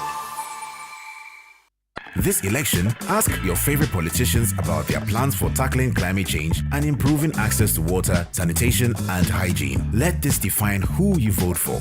At WaterAid, we believe in the future where our leaders prioritize climate change, water, sanitation, and hygiene.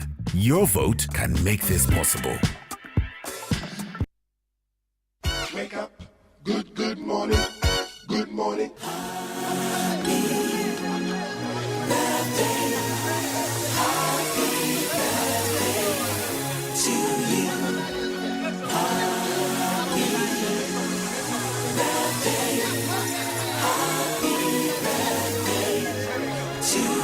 And birthday messages on the Super Morning Show are brought to you by MTN. Everywhere you go. Bank of Africa, the African bank with global reach. Bank of Africa, as strong as a group, as close as a partner. And we're told there's a best pipe on the Dowenya stretch. So if the Ghana Water can kindly, get there and rectify it. I've seen the videos. There's a best pipe on the Dowenya stretch of road. So Ghana Water Company, please get there and rectify it. But today is the birthday of Mauli Klim Yauzame. And so this one coming from your mother, Jifa, and your siblings. They say they love you so much and they have a lot of belief in you. They know you will grow to become a great man. So Mauli Klim Yauzame, happy birthday to you. And is also coming from all of us here at the Multimedia Group to you. All right, it's a happy birthday to Mr. Benjamin T.A. Amuzu of Villac International School. You're God's greatest blessing to us. We love you and wish you the best of God's blessings. It's from your dear wife, Amy, and your son, Daniel. It's from all your students. Mr. Amuzu is a fantastic music teacher at Villac International. Enjoy your birthday today. And today is the birthday of, I think, was it yesterday or today? 105th birthday. Oh, wow. Of Patrick Duche Gomashi. Oh. That's the father of Yawa Gomashi and Ablajifa Gomashi. So from the Gomashi family to you. But this one finally before you go, Mama, this one from Kojo Frimpong to the wife says, okay. My dearest Efua, you are the most amazing and beautiful part of my everyday living. Absolutely nothing could have prepared me for a life without you. Absolutely nothing hinted at your inspired tenacity and political savviness. Hey, Kojo Frimpong. Absolutely nothing made me believe you will be the best mom in the world, wife, and unique corporate executive, all rolled into one throw of the dice. I knew the prayer warrior right from the start and the genuine happy camper from day one. It's a very long one that says, I love you so much. Efua Frimpong, when the gold standard is not enough, happy birthday, my dearest, from your husband, Kojo Frimpong. And it's a happy birthday to the love of my life, Mr. Emmanuel Ajomahe. I wish you nothing but blessings with good health and lots of money. The kids and I are grateful for all you do for us. I love you more each passing day, sweetheart. Enjoy your days. From your wife, mother, we know her as Becky, and the children, Nat, Gerald, and Geraldine. Enjoy your birthday, Mr. Ajomahe. All right, let's get into the Sports Center now, which is brought to us by MTN. Everywhere you go. Standard Chartered Bank, here for good. DSTV, it's your moment. Twisco Energy Food Drink. Twisco, power your dream. And Bets Power. Did you know that MTN Momo has an app? Yes, MTN Momo has a brand new app specially designed to make your Momo experience easier, convenient, and faster. Just download the Momo app on Play Store, App Store on your smartphone and look out for the blue and yellow icon. It's that simple, and it allows you to view your statements, pay bills, and so much more. Use the app for your Momo transactions and enjoy a 100% bonus when you recharge using the Momo app. So go on, download the Momo app now and start transacting with a Flex at no data cost. Just Momo it everywhere you go. All right, so folks, imagine a world where your home or business is powered by the sun's boundless energy. I mean, picture your rooftop transformed into a solar sanctuary, radiating with eco-friendly vibes and city-saving brilliance. Well, dream no more with Standard Chartered's renewable energy loans. You can turn this dream into a dazzling reality. And guess what? Our renewable energy loans come at very low rates as well. We're not just offering loans, we're offering the keys to your solar-powered kingdom. So say goodbye to high electricity bills and step into a new world where every watt generated is a step towards a brighter, more sustainable future. So if you're ready to take control of your energy destiny and switch to solar today, give Standard Chartered a call. on any of these phone numbers 050-153-5789 or 050-153-5790. Also 0244-674-154. Let's chat a course for a brighter tomorrow and make your solar dreams shine brighter than ever before. Standard Chartered here for good. Fentio? Fentio is here for good. Good morning. Welcome to Sports Center here on Joy 99.7 FM. With me, Fentio, Tahiru Fentio, coming up this morning. Elliott, robbed. Here's Garnacho. Ahmad, who stole the ball, gets it back from Garnacho. But the young man, can he make himself a hero? He has done. It's Manchester United's quarter-final in classic Manchester United fashion. That's right. Ahmad helped Man United over Liverpool in the FA Cup semi-final. To reach the FA Cup semi-final. We also have Ghana Premier League coming up as Odiana Stars beat Asante Kotoko with a controversial late goal in Doma. This and more coming up in the next 10 minutes. But first, we'll begin from the ongoing African Games where Ghana now sits 6th on the medal table with 46 medals. This astronomical jump from 16 on Friday comes on the back of the huge success chalked by Ghana's arm wrestling team that amassed 41 medals in 2 days of competition. The Ghana arm wrestling team won 8 gold, 19 silver and 14 bronze on Friday and Saturday. Meanwhile, the hockey competition kicked off yesterday at the Teodosia Oko Hockey Stadium with Ghana's women's team thumping Kenya 4-1 while the men inflicted a 1-0 defeat on rivals Nigeria. On Saturday at the Boteman Sports Complex, the tennis competition also got underway. The boxing competition kicked off on Saturday as well at Bukom.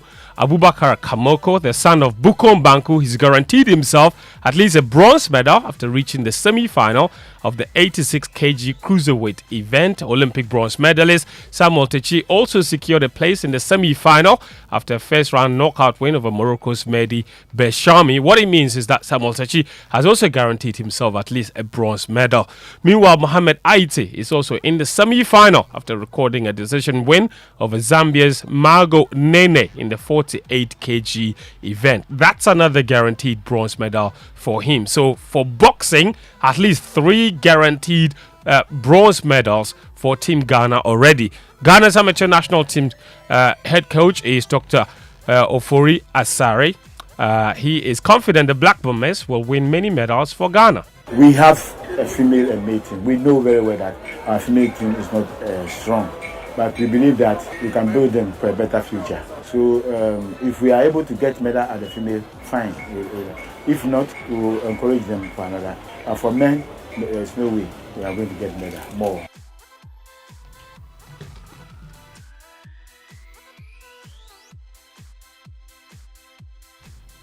Anyway, that's Ofori Asare. He's the confident. He's the Black Bombers coach. He's confident Ghana will win a few more medals. But let's talk about the arm wrestlers, of course. They amassed 41 medals, as I said earlier. The arm wrestling president for Ghana is Charles Osei Esibe. Well, I am happy for what has happened. It's a work we have done over 6 years. It didn't just come in a day. It has come through the effort and hard work of my pullers, the arm wrestlers, the coaches, the staff around the team, my board, who have sacrificed time and money to ensure that we are where we are today.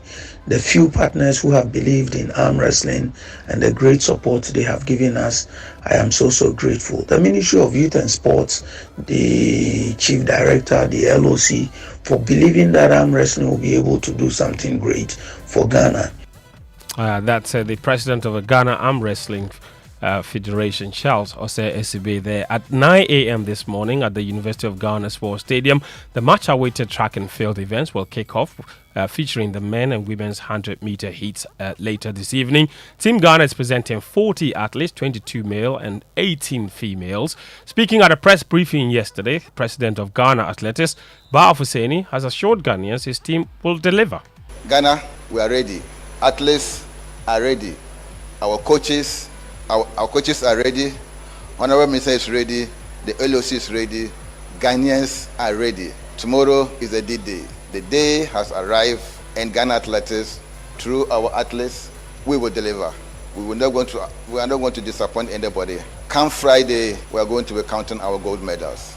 Now Ghana's one of Ghana's team coaches is Ignatius Geyser. He's a former athlete himself. He's called on fans to troop to the Legon Sports Stadium to support the athletes. Looking at the crop of athletes that we have, we believe, and then supervise their trainings. We believe that tomorrow is the D-Day, and then we so believe that based on their performance and the rankings in Africa, we believe they are going to do a great things tomorrow. We only need your support, like you always do. So whoever is watching me at home, I will entreat you to tell a friend, and then come out in numbers and support us. So together we can all bring glory to Ghana. Ignatius Geyser is Ghana's record holder in the long jump. Ghana's record holder in the 100 meters is Benjamin Azamati, and he says Ghanaians must come and support them as well. Having been here from Monday, seeing everything that's going on, seeing the practices and everything, I think you're ready. I mean, since last year we've had it at the back of our mind that the African Games is going to be hosted in Ghana, and so we had to prepare and come here to be able to, run fast and represent the country well, as well as winning laurels for our country. So I would say basically the whole team is prepared, the whole team is ready to hit the tracks tomorrow and to do what we do best, to be able to put out our best performances and also win medals for our country. Winning medals is one thing, but there's extra motivation to win medals as well after the Ministry of Youth and Sports announced that $3,000 will be given to each athlete for winning a gold medal, $2,000 for a silver, and $3,000 and $1,000 for a bronze medal. For information, the Sports Ministry, led by Honorable Mustafa Yusuf, has announced a very juicy package for our athletes. If you win gold, you are taking home $3,000, silver $2,000, and bronze $1,000. And the per diem is 1,000 cedis a day. So I'm sure the ministry has done well for 14 days.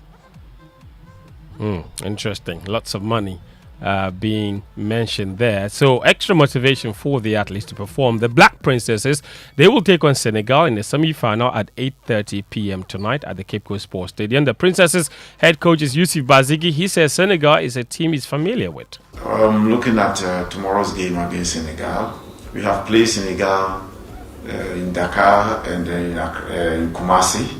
I wouldn't use that as a yardstick to say we beat them in Dakar 2-0, Kumasi 5-1, meaning that they are a weaker side so far as the game is concerned. Day in, day out, strategies keep changing. Coaches keep changing their style of play. I'll also stick to what I saw them play here, then play according to their tactics. In the other game, there is, of course, Nigeria taking on Uganda in the other semi-final. Still on Ghana football, the association has announced that Otuado has named former Standard Liège manager Joseph Lawman as his first assistant coach. Ghana international John Penso will join him as his second assistant, while Fatal Dada is appointed as goalkeepers coach. Now, in the Ghana Premier League, Diana Star scored a late controversial goal to beat Kotoko 2-1 in Doma yesterday in a Ghana Premier League Match Week 22 clash. The Porcupine Warriors argued the ball did not cross the line, but the referee allowed it to stand anyway. The defeat means Kotoko dropped from 4th to 7th on the league log with 32 points. Leader Samatex drew 2-0 with Dreams to remain top with 39 points. Later today, Hearts of Oak take on Hearts of Lions at the Baba Yara Sports Stadium in Kumasi. Now, yesterday in Turkey, Trabzonspor fans ran onto the field and attacked Fenerbahce players after Sunday's Super League match. Fenerbahce won 3-2 at the Papara Park, Trabzon, and their players were met with violence as they celebrated the victory. There was a Ghanaian player there, Alexander Jiku, who later took to Instagram to say that violence has no place in football. Now, we will wrap up with some FA Cup action. That's where Amad Diallo scored a 121st minute winner for Man United as they beat Liverpool 4-3 to reach the FA Cup semi-final. They will now face Coventry. Chelsea, on the other hand, accounted for Newcastle United 4-2 in a dramatic win. For Chelsea's reward, they will now face holders Manchester City. And speaking of Ghanaian players, Andre Ayew, he scored his 50th goal in League R yesterday. Wasn't the only one that scored. Joseph Pinsel also scored for his LA Galaxy team on his home debut as well. So lots of Ghanaian players in really good form ahead of the 2 international friendly matches later this week. Ghana take on Nigeria on Thursday. In fact, that match is on Friday at 1 p.m. On the 22nd of March, before facing Uganda 4 days later. Both matches in Marrakesh, Morocco. That's all the sports this morning, Mamavi.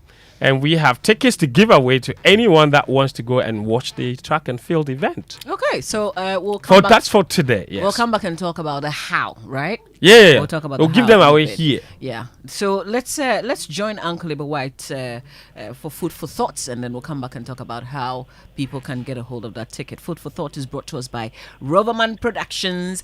Be the difference. Latest play though is Dubai or no sex. Yeah, the ticket yet. I'll tell you how you can get a ticket. Uncle, good morning. Good morning, gorgeous. How are you? Oh, I am doing fantastic. How about you? And thank you. How are you doing? Uncle, I'm very well. How are you? I'm doing good. Unfortunately, I haven't been able to follow the games. Oh, now is your time though, because the track and field begins this week, all the way till Friday. So yeah, that's what I was waiting for. Exactly, and there's morning and evening session, so you can. The morning session is from 9:30 to 11:30. Okay. The evening session is from 3:30 all the way to 7:30. Mama, did you know that I was a 100-meter runner? No. Oh, okay. So now it makes sense. That's why you're so into it. This was when I was in elementary school. Oh, elementary. Yes, and then I got to secondary school, and a fat boy beat me so badly I didn't recover. That's how I retired. Oh. Your ego was bruised and you never recovered. Oh, my ego was seriously bruised.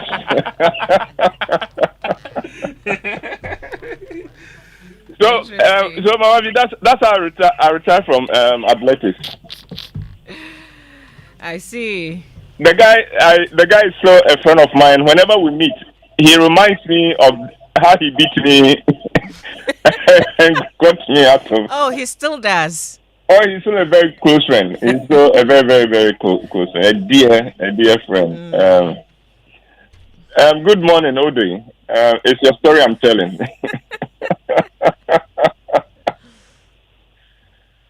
Mavi, one of the key interventions government put in place during the COVID pandemic was the weekly presidential address to the nation. In those speeches to the nation, the president gave us updates in the fight against the pandemic and the efforts to save, as he put it, lives and livelihood. He began each address with fellow Ghanaians, and because of that, the series of speeches came to be known as Fellow Ghanaians. This morning, as part of my Ghana Meant series, I want to propose to this station my concept of Fellow Ghanaians. I propose that this nation launches a weekly Fellow Ghanaians series in which ordinary Ghanaians like me, like you and I, record a speech to the nation on any matter we want to address. Each week, the station can select the letter which they think is well thought out and will do the most good to the nation and put it out on air and on the Joy website. To sweeten the deal, I'm prepared to give those whose fellow Ghanaian recorded speeches are selected 2 tickets to any of my shows that may be running at the time the recording is played on air. I believe this will give Ghanaians who have things to say and who are prepared to present the things they have to say thoughtfully and with respect, the opportunity to share their thoughts with the rest of us. Now, this morning, since I am the one proposing this idea, I want to be the first to present an ordinary citizen's fellow Ghanaian speech on the Super Morning Show. Here we go. Fellow Ghanaians, this morning I want to talk about the game of politics. Yes, politics is a game, and it takes a certain orientation and character to play the game well. For instance, you have to have a tough skin to play the game of politics. You cannot be good at the game of politics if you are offended easily by everything people say about you. In one of the town hall meetings that President Barack Obama held when he was in office, someone asked him, I think it was a child, a young boy, asked him, why do people hate you and say terrible things about you? President Obama, who got very good at the game of politics, said, people don't really hate me. What they say about me is politics, and it doesn't bother me. Now, fellow Ghanaians, every game, no matter how rough or tough it is, has its rules, and the game of politics, which is the roughest and toughest of them all, has its rules. One of those rules of the game of politics is that the game is played with words and with ideas and not with weapons, not with machetes and guns and things like that. It is a game of the brain and not the game of brawn, the game of the mind and not the game of violence.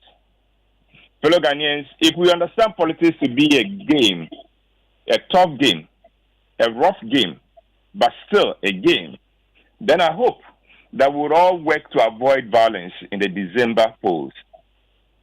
Real politics has no room for violence.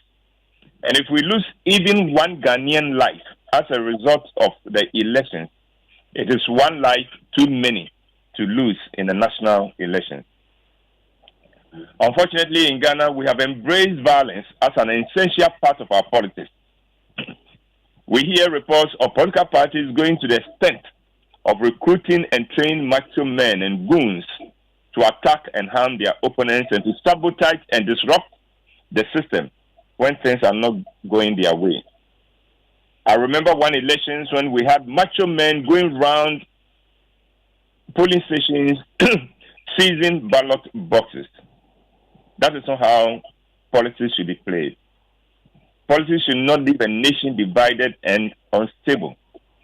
Politics should renew our hope in a nation and galvanize the citizens to do their best for their nation. Elections should not cause companies to panic and capital to take flight. Elections should not create fear and panic in the nation. Fellow Ghanaians, we owe it to ourselves not to allow any politician to sow seeds of discord and division among us. We owe it to ourselves not to allow any politician to set this nation on fire and run away to Europe or North America. We owe it to ourselves not to allow any politician to set us one against the other. We are one people with one destiny. Politicians will come and go, but we will always have one another.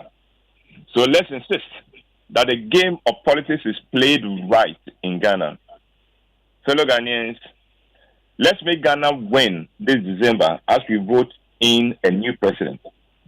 God bless our homeland Ghana, and God bless you. Good morning. And gorgeous, that's my presentation for this morning. Good morning to you, Uncle Ebo. Thank you so much for food for thoughts. Politicians will come and go, Ampa. But we would also always be here. Yeah. We would always be here. And unfortunately, we don't get it. And I have said one thing, that before I fight anybody for any political cause, I'd like to see the children of that politician standing beside me as I fight.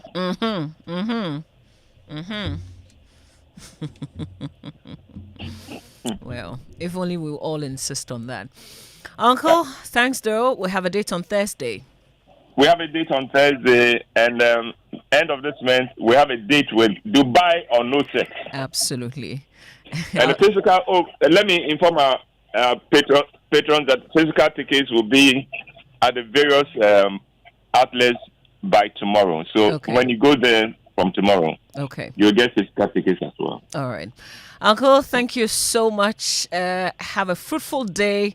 And we will meet you on Thursday, God willing.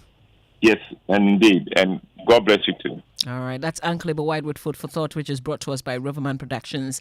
Be the difference. Social media messages on our show, always brought to us by EcoBank, a better way, a better Africa, and Provident Insurance. With Provident, man, you're covered.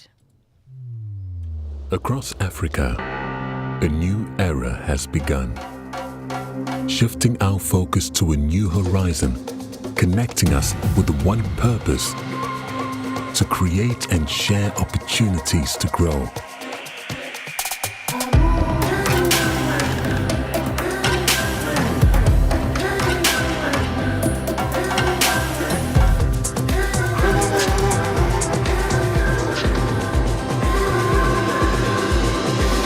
Today, we are making a brighter tomorrow, built by our dreams and our energy. Across our continent, across the world, we are creating a better way to a better future. A Pan-African future. Together. EcoBank. A better way, a better Africa. Hello? Fair driver, are you sending the sales? Boss, Medicana Kopim. Hey, what the car to me so? Boss, you no renew the insurance. Tell it, I didn't have time. I had to go to the farm. You can insure on the farm. And I had to go to the market too. You could have insured in the market. I had to cook supper for my wife. Abba. Boss, you could have insured in the market. But how? By texting or buyer on 0242 426 396 to help insure with Provident Insurance on WhatsApp from anywhere. Annie, babia. With Obaya, now you can insure your car anywhere, anytime. On WhatsApp, text Obaya on 0242 426 396 today. With Provident, man, you are covered.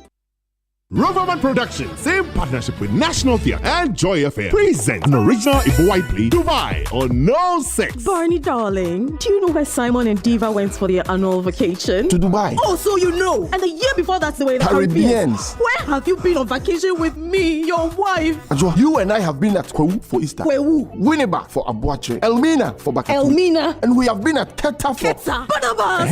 We are also regular at Homo. Shows on March 29th, 30th, 31st, and April 1st, 5th, 6th, and 7th. Time, Fridays at 7 p.m. Saturdays, 4 p.m. and 8 p.m. Sundays, 1 p.m., 4 p.m. and 8 p.m. And a special showing on Easter Monday at 4 p.m. and 8 p.m. Rate 200 Ghana cedis. Get your tickets on the Callbar short code *365 *535# and at all regular outlets. Call 059 6922 WhatsApp 050 554 6030. Sponsors: Gino Tomato Mix, GCB Bank Limited, and M Notified. Riverman Productions. Be the difference.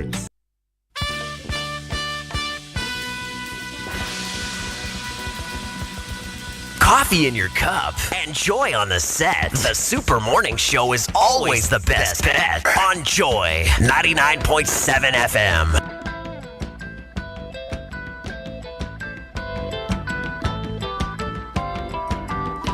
It's 8 a.m. here on the Super Morning Show. Let's bring you the business minutes. Thanks to Consolidated Bank Ghana CBG. We stand with you, Anointed Electricals, the generator expert, and Waikari Capital, together towards tomorrow. Here's the Joy Business Minutes. Hello, welcome to the Joy Business Minute, brought to you by Consolidated Bank Ghana. We stand with you, Anointed Electricals, the generator experts, and Waikari Capital, together towards tomorrow. President Akufo-Addo has assured that his government will be cautious to strike a fine line between meeting the aspirations of Ghanaians and staying through the dictates of the International Monetary Fund's 3-year Extended Credit Finance Program with Ghana. Meanwhile, visiting Managing Director of the IMF, Kristalina Georgieva, is charging Ghana to reach a better deal with Eurobond holders. Businesses may now have to turn to internet service providers that use satellite so they can be assured of uninterrupted services. And Uber has agreed to pay $178.3 million to settle a lawsuit in Australia, according to a law firm for taxi operators and drivers. And that's the Joy Business Minute, brought to you by Consolidated Bank Ghana. We stand with you, Anointed Electricals, the generator experts, and Waikari Capital, together towards tomorrow. Super Morning Show. It's the most action-packed breakfast show in town. The hottest music, the best giveaways, the great interviews, and all the laughter and fun you can imagine. Don't miss the Super Morning Show on Joy 99.7 FM. It's the best breakfast show in town.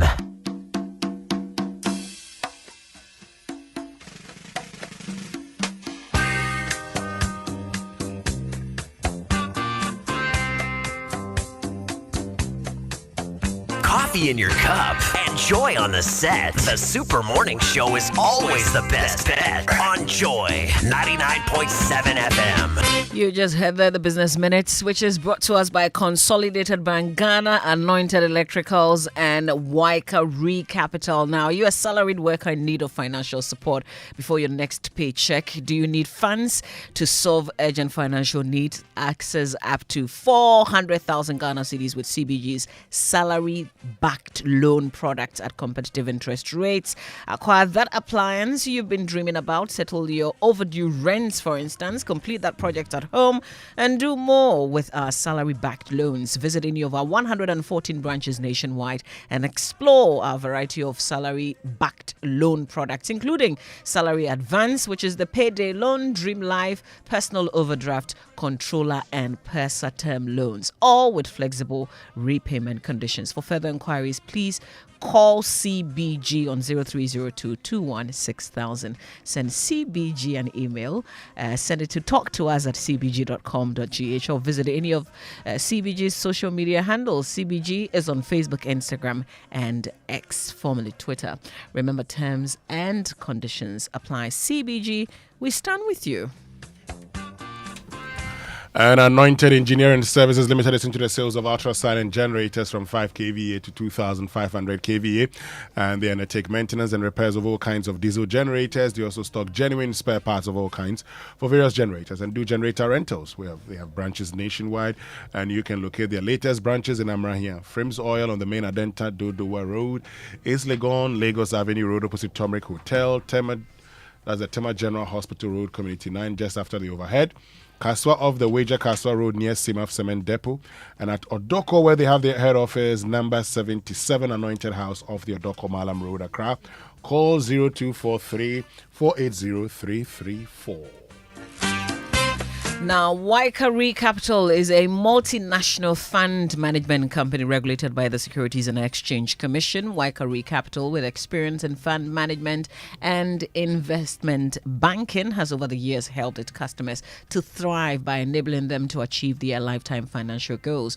Waika Recapital invests funds in ways that create a positive future for its customers, their families, and businesses, and offers corporate finance and advisory. So, in these days, in these ways, Waika Recapital helps its customers to create the best life. Now, you too can also create your best life with Waika Recapital. Just speak to Waika Recapital on 05015 77546 or 05015775547 and locate their office, which is on the 4th floor of the Golf House opposite the Ghana Standards Authority here in Accra. Visit their website is waikarecapital.com. It's WAICA Capital.com. Go to the website for more information. Waika Recapital, together towards tomorrow. Well, let me tell you about Roverman Productions' latest play. I know you would love this. Fentio Tahiru Fentio is still here, and I know he would love this also. Fentio, yes. Dubai or no sex? Is that a threat? Why? The title sounds like a threat. The title of the play sounds like a threat. You've been going to Keka. That's Uncle Ebu's latest. That's what I'm saying. It sounds like a threat. It is a threat. Uncle Ebu, this one, it sounds like a threat. This one is Achakimi.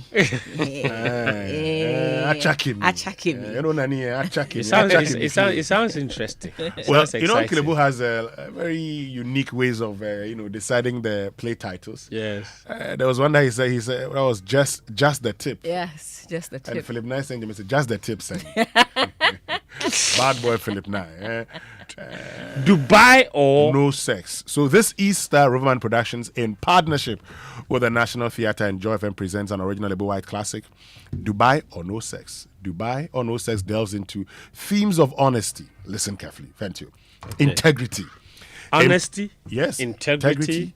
impact of social media, and a man's unwavering resolve to stay true to himself in the midst of external pressures. The play shows on the 29th, 30th, and 31st of March, and on the 1st, 5th, 6th, and 7th of April 2024. Showtimes are Friday, 1 show only at 7 p.m. Saturdays, 2 shows only at 4 p.m. and 8 p.m. Sundays, 3 shows, 1 p.m., 4 p.m., 8 p.m. and 2 shows on Easter Monday. That's 1st April or at 4 p.m. and 8 p.m. Venues the National Theatre. Rate is only 200 Ghana cedis. Buy tickets via Koba short code *365 *535# and at the regular outlets. For inquiries, call 0596 921960 or send a WhatsApp to 0505 546030. You can also follow us on all our social media platforms at Riverman Productions, proudly sponsored by Gino Tomato Mix and GCB Bank Limited. Media partner M Notified and Logistic Movers. Buy your tickets now. Riverman Productions. Be the difference. Well, at 8:10, it's 7 minutes after 8 now. In about 3 minutes, we'll go for our insurance today, brought to us by Enterprise Insurance at 100, celebrating our legacy, securing our future. But Fentio, we have about 200 tickets to give out today. They're all free. Okay. You see, people, so somebody says that, but I thought it's free. And I said, it's free. The difference is, because it's free, doesn't mean that the crowd should not be managed. It's still ticketed, but it's free.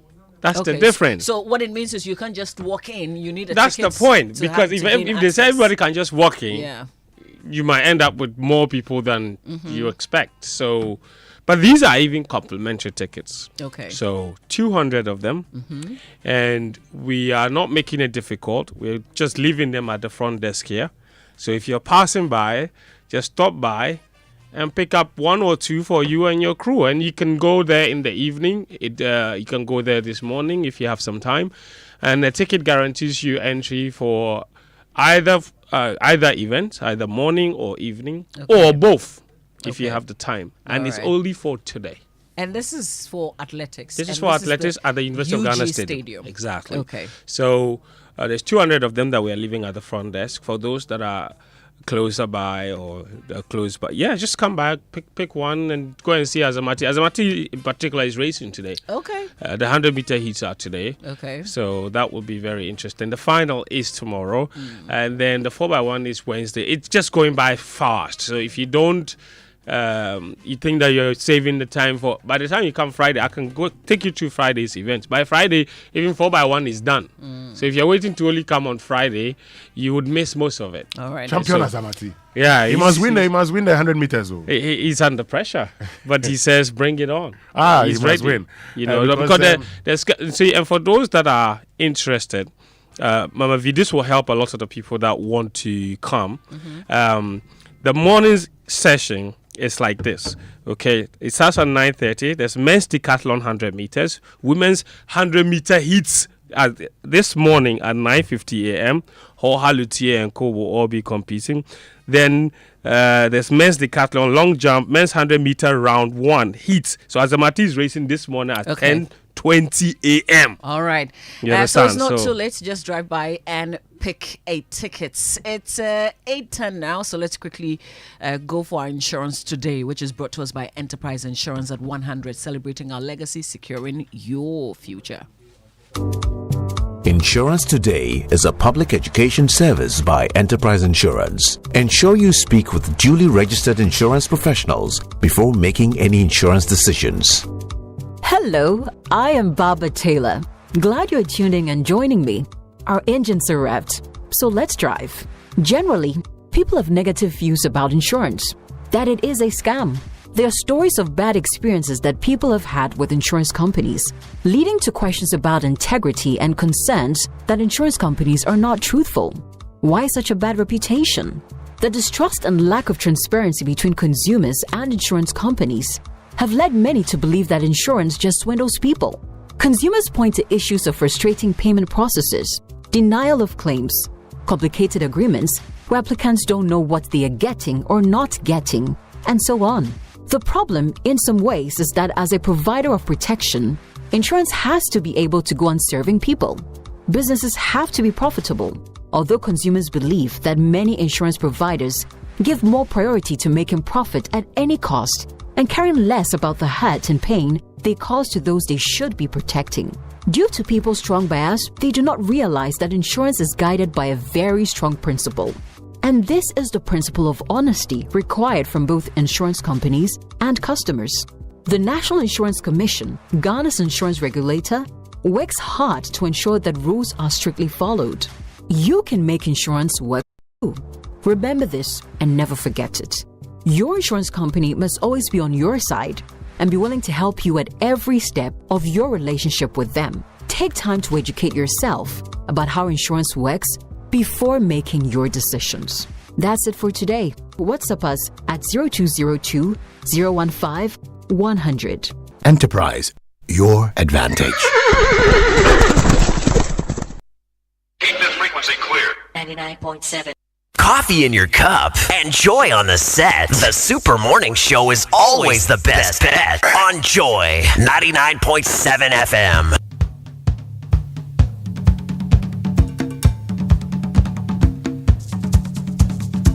Hosa, hosa, ho. Hosa, hosa, ho. As my face are faded by the sun.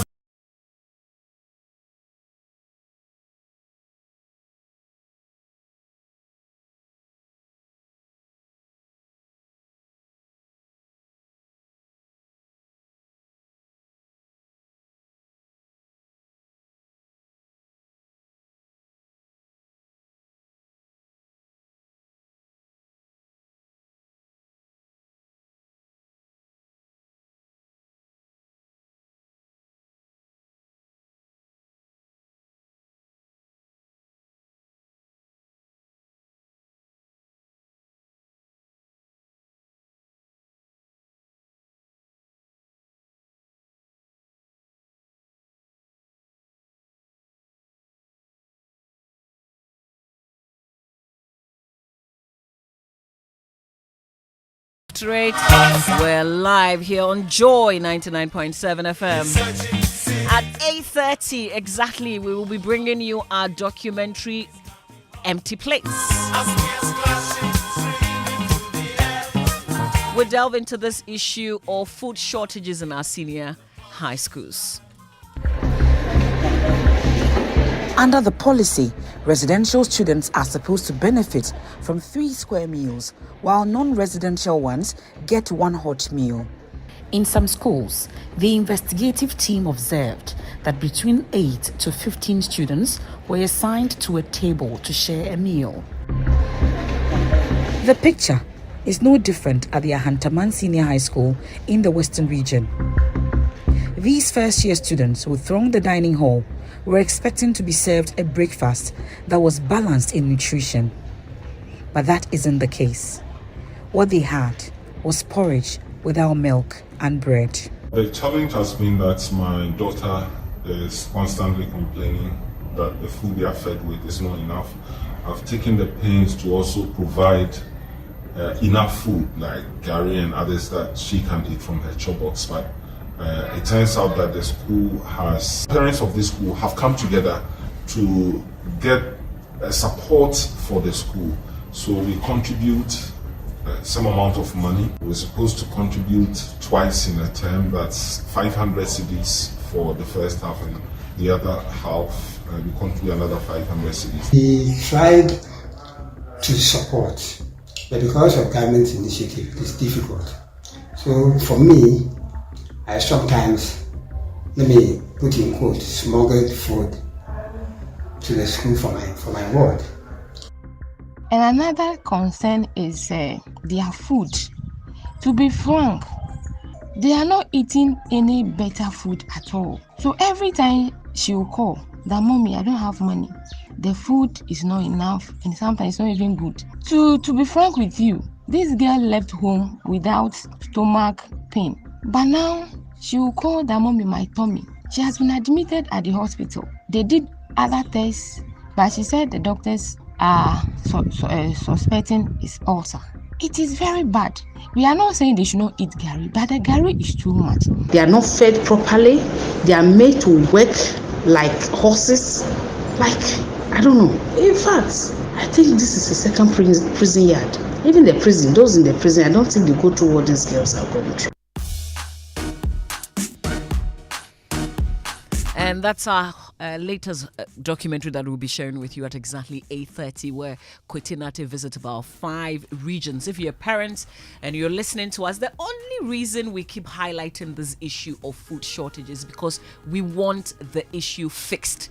And we know that this is widespread. It's all over the country. We want this issue fixed so that our children, when we take them to school, we know they are in a healthy environment, eating healthy, well-balanced diets. So please reach out. If you have any concerns like we've been doing, please send us WhatsApp messages on 055-1111-997. You can also post on X. Please use the hashtag JoySMS. Also reach us on Facebook. We know that in some of the schools, parents are having to contribute every month so that they can supplement what government is already providing to these schools. Share your experiences with us here on the Super Morning Show, and get ready. 8:30, we'll be sharing the full documentary of Empty Plates with you here on the Super Morning Show. Social media messages are brought to us by EcoBank, a better way, a better Africa, and Provident Insurance. With Provident, man, you are covered. And you see, Mama V, a professor friend of ours told me one day that if he had ever envisaged this was how it was going to be, he probably would have sent his child not to the regular SS, but have sent him to a private secondary school in this country, because he ended up having to take care of a secondary school. Today is this, tomorrow is that. Yeah. So even the parent associations, while we say, oh, it's not compulsory, they make a request and you don't have any decision. But as we're talking about food and all of that, we know that there are some of the institutions where there are challenges here and there, and let's say good morning to our friends at GIPC. One of these days, I think for those of them who are my friends, we'll be passing by. We'll go for lunch together. Anyway, EcoBank is committed to supporting ESG goals as we work with our partners for a greener, brighter future as part of its ongoing sustainable banking initiatives. EcoBank is excited to announce the launch of its Maiden Sustainability Week on March 18, 2024, under the theme Promoting Sustainability Through Waste Transformation, the EcoBank Way. The week starts with panelist discussions on Monday by experts from the Central Bank Environmental Protection Agency, the Jospon Group, and EcoBank. There'll be a green fair throughout the week for the exhibition of recycled products at the EcoBank head office. EcoBank will also be donating recycled products to the St. Paul's Senior High School, SPACO. Mavi, do you know SPACO? St. Paul's. Yeah, SPACO. Where students will be engaged on waste transformation and its impact on the community. SPACO is at Mavi, there is Zico, Zion College. Anglogan. That's supposed to be the oldest secondary school in the world. It is not supposed to. Don't talk about your UN something, Mauli. Don't bring yourself. I haven't mentioned UN here, except that Mauli School is the first secondary school in British Togoland. Wow, look. Join, whose establishment was discussed at the UN. Join the launch by connecting to the forum live on EcoBank's Facebook and YouTube channels. That's at EcoBank Ghana PLC. We invite you to visit the Green Fair to interact with our sustainability partners and purchase some recycled products. Think sustainability, think EcoBank. EcoBank, a better way, a better Africa. It's your birthday today, Mrs. Mamle Jakpasu. Happy birthday to you from Fifi Taki. Champion Fifi. Fifi actually says Manchester United will never walk alone. Don't mind. All right, listen, you can now get your vehicle insured anywhere, anytime with Provident Insurance's Obaya. And Obaya is on WhatsApp. What it means is you don't have to drive long hours. You don't even have to go to any office. Just chat Obaya. Because she works round the clock, so you don't have to worry about closing times as well. Bebia, buy, renew, and file claims for your vehicle, bebia. All you have to do is just chat Obaya.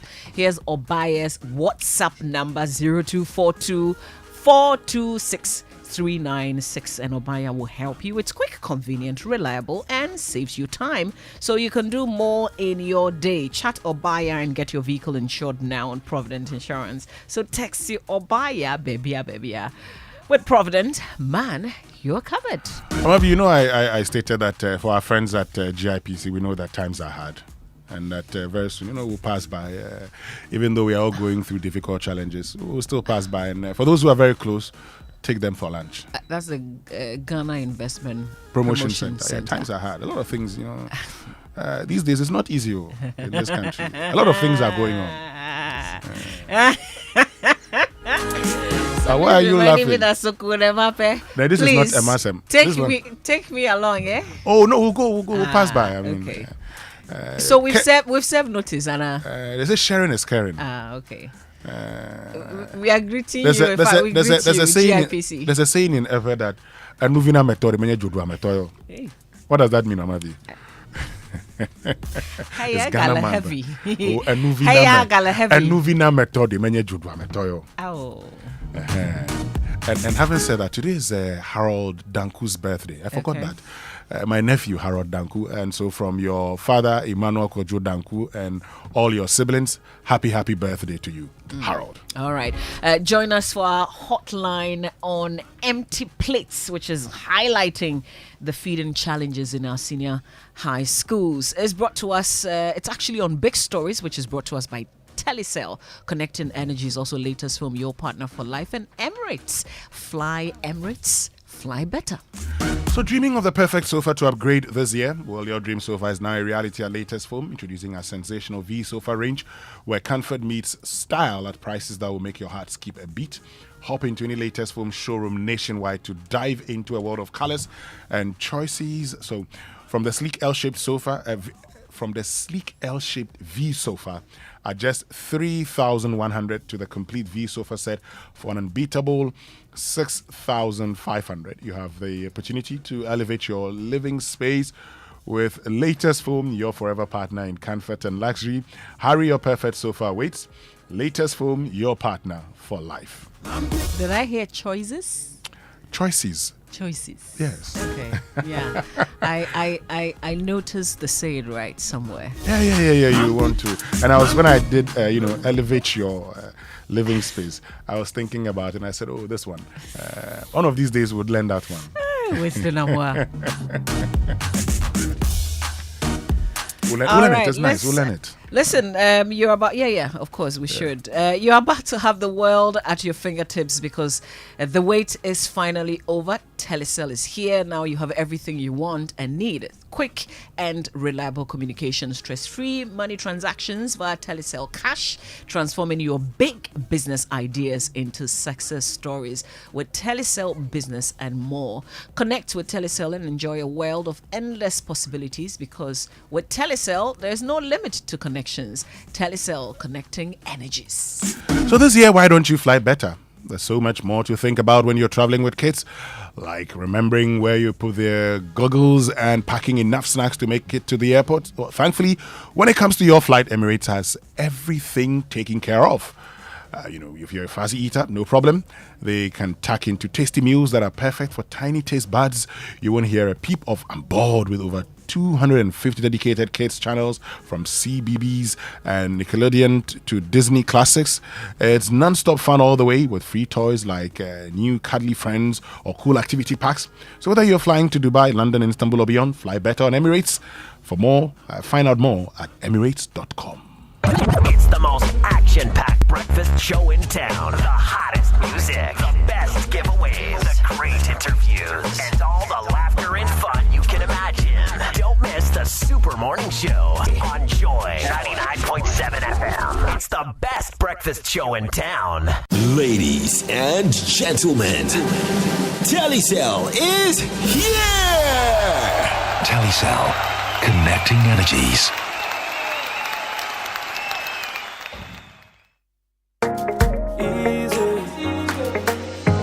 I know it's not easy, and that is why I wanna tell you more about easy. You want to build your business, count on easy. You want to grow, we believe in you and your goals. If you need a helping hand, I know you want to progress. Financial provider, trust our process. And your payroll random kwa, yanko. I show you the way, his way. Yanko, push you by you his way. Yanko, everybody. Yanko, it's by progress. Get the help you need from Easeway today to build your business in progress. Call 0302-208-222 or text business to 4993 to get started. Hey, Cashman. Yeah. Don't you know Nana has assembled all of us and you are here making calls? My generator is spoiled too. So I'm calling a renowned Ghanaian company with an excellent track record in the sales and repairs of generator sets in Accra to come and repair for me. Oh, is it Anointed Electricals? Yeah. Anointed Electricals deals in quality and genuine generators with high fuel efficiency. We also rent generators. They sell quality generators from 10 kVA to 2500 kVA. They have spare parts of other generators and can repair every faulty generator set even if you didn't buy from them. Look, now we don't have any electrical problem in Accra. Oh, how? Because Anointed Electricals is right here at East Legon, Lagos Avenue, opposite Tomric Hotel. And that's why Nana is calling us. Okay. Yes. If you want to buy a brand new generator or repair the old one, visit Anointed Electricals. Or if you are within Accra, call our hotline 0246 423 534 or call 0243 480 334. They have qualified and dedicated men on 24-hour after-sales service. Then let's go and listen to Nana. Let's go. Gosh, after giving you the hint, won't you give me anything? Anointed, the generator experts.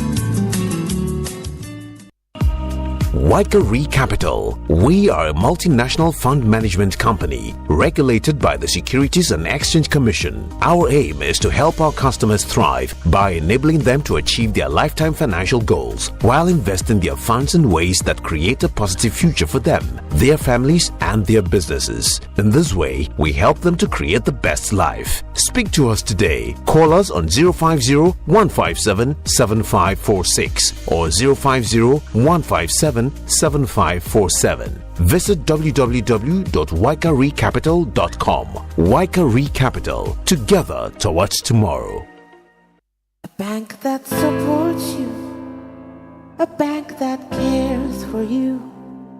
Hand in hand, we stand with you. So lift your head up. Big dreams are waiting. We'll walk with you wherever you go. Where all your dreams come alive. CBG will make you smile. We will rise with you. Your business will flourish. Your name will stand out. Consolidated Bank, CBG.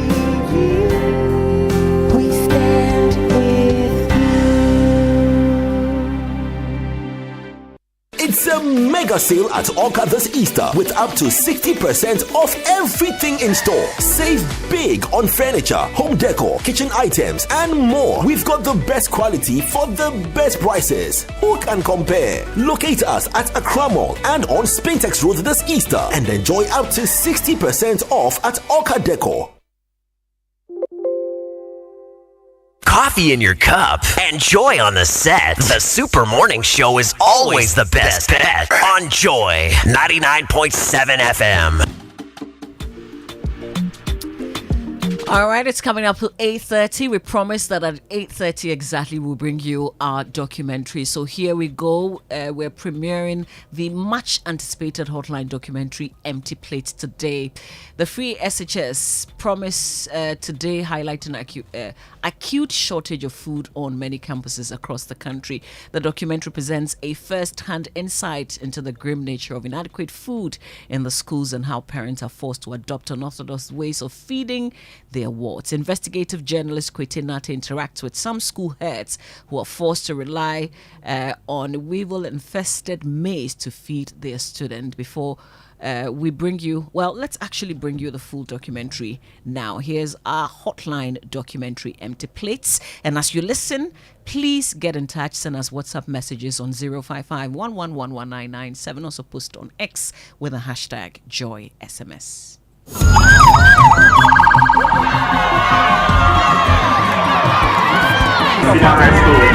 We have the Batikabo MP here, Honorable Boniface Abubakar, who also...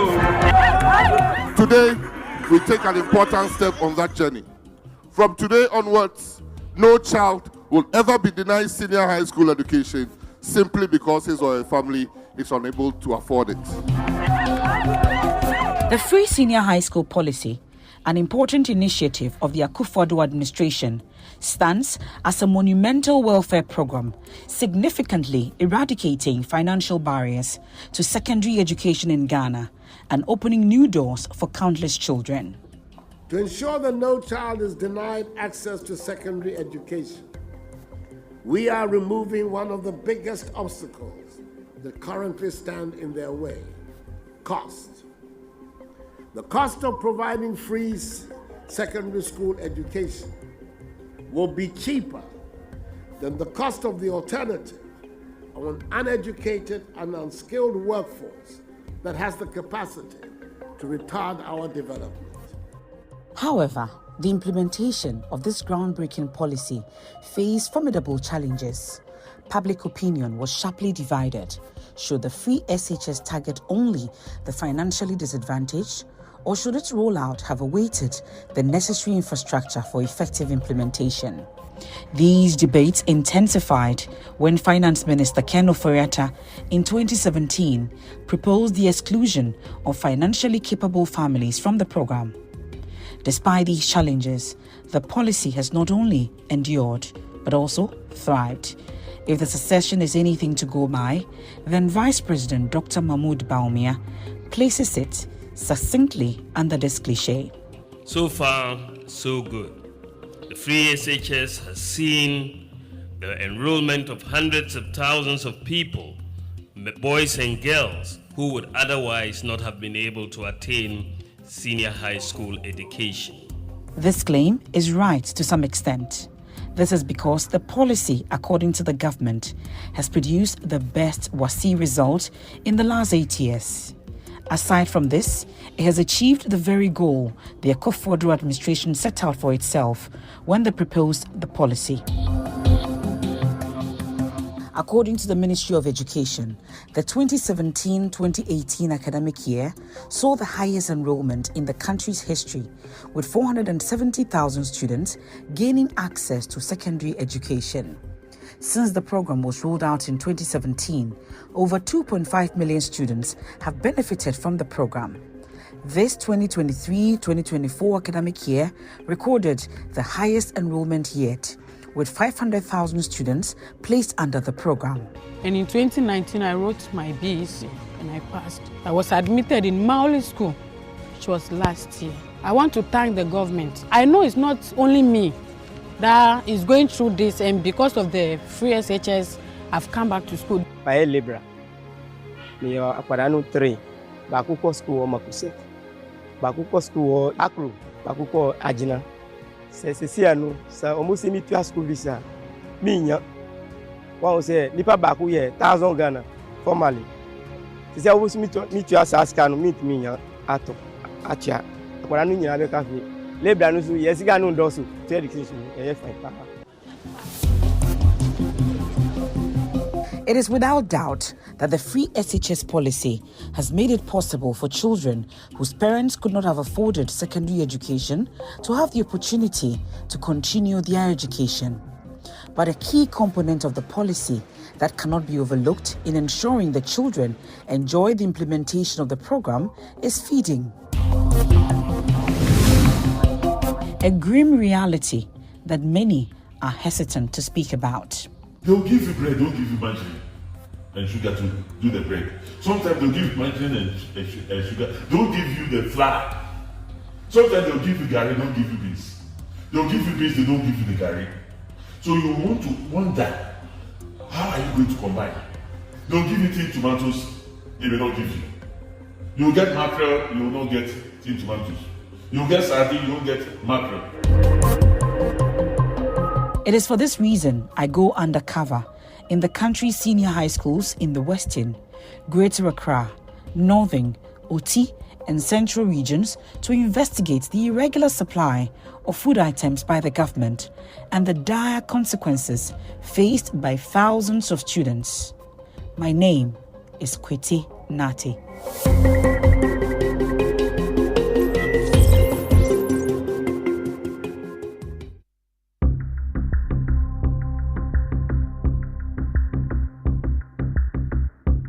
lowest. 300 students. So a school that is not having even 900 students is supposed to have 3 bags a day to feed 900 students of rice. If it is the 5 days, that is 15 bags per week. Go and check the rice that they are giving to us. When the free SHS policy began, food supply to schools was in abundance.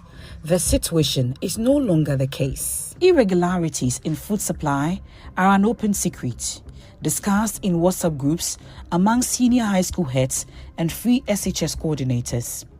My infiltration into these platforms has revealed desperate messages from schools across the central region, including Infantsipim School, Adisadel College, in Saba Presbyterian SHS, Asin Manso SHS, and the Brahman SHS, urgently requesting adequate food supplies. Here in the central region, the harsh reality comes to life. A dining hall prefect, Sambali, informs first-year students of the insufficient food supply.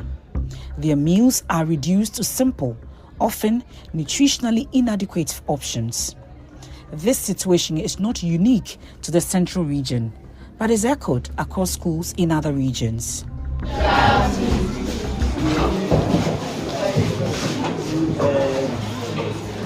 It's unfortunate that our food is not enough.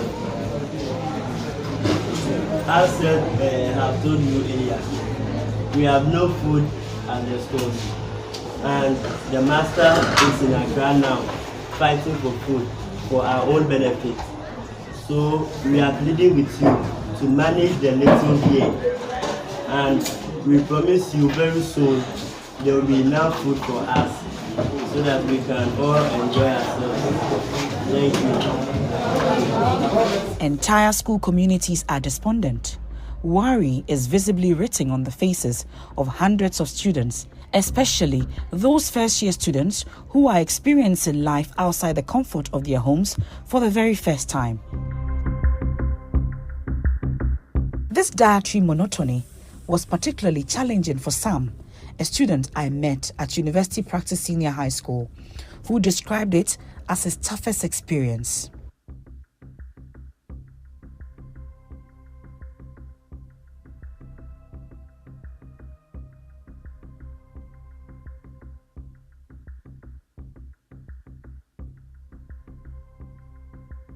Which food has been the bad? This one, you just rejected it, you didn't eat after tasting the first one. Gari and soup. Gari and soup. Why? What was wrong with it? It was small and it wasn't nice. It was small and it was not nice. But did you complain? Have you guys been complaining?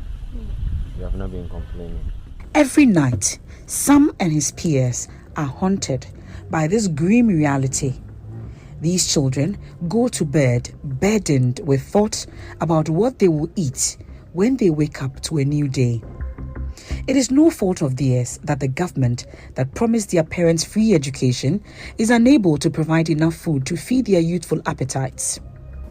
This issue extends beyond the central region, as school authorities from several senior high schools in the Upper West region have also shared with Joy News. What we experience generally across the country is that occasionally we come under a bit of a pressure. Occasionally you may have a shortage of this or that. In fact, the biggest problem we have is schools generally not having all the consignment of food that they need at a go. And what I mean is that you have one point in time you have rice in large quantities. On the other hand, you do not have maize. You do not have granules. You do not have all the other items. So the temptation and the only way out is to utilize the rice. So at the end of the day, you may have large quantities of rice and in no time you exhaust it. And other times you actually run into very critical situations where it is even out of way. I remember just, my school is a double track school. Shortly before the Form 3s and the Form 2s went, we actually ran out of food supply. It got to a time that if some consignment had not arrived within 2 days, we would have virtually not been feeding the students. Currently, there are feeding challenges. Honestly speaking, we don't have food. We don't have. Since we opened, we're giving food for 3 weeks. We exhausted it. Last week, we went back for 30 bags of rice. But these 30 bags, if I have all my population on campus, I take 20 bags a week. The second years and third years are on campus. I take 15 bags a week. So it means that the 30 bags will do for only 2 weeks.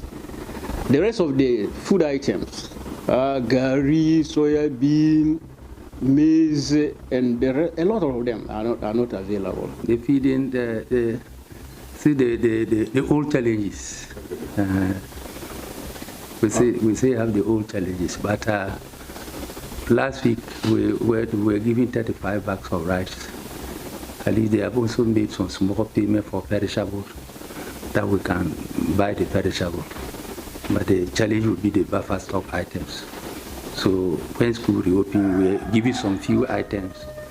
We depended on that up to a point last week, which they brought in. They asked us, we went for some rice. We went for 35 bags of rice. So that's what we are managing on for now. Many school heads are hard-pressed in their bid to feed the students properly. But the stark reality is, they can only offer the students what government supplies. Kwesi Kwarteng speaks for the Education Ministry.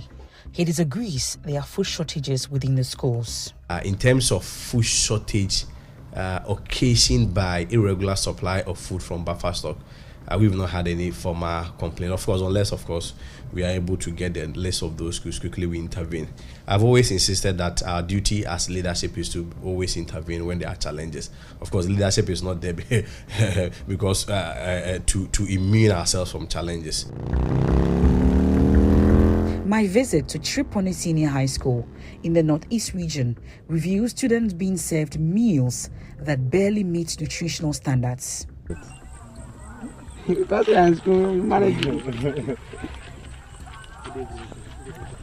But if you had an opportunity, which food would you have taken? Rice, yam, which food would you have taken?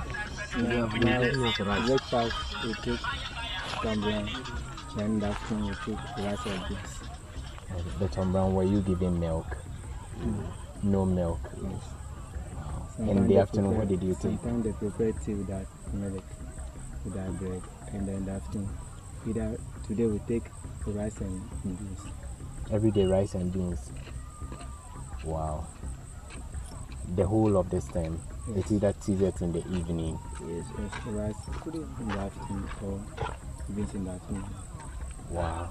It's either today they will give us rice, tomorrow beans, tomorrow next rice, tomorrow next beans.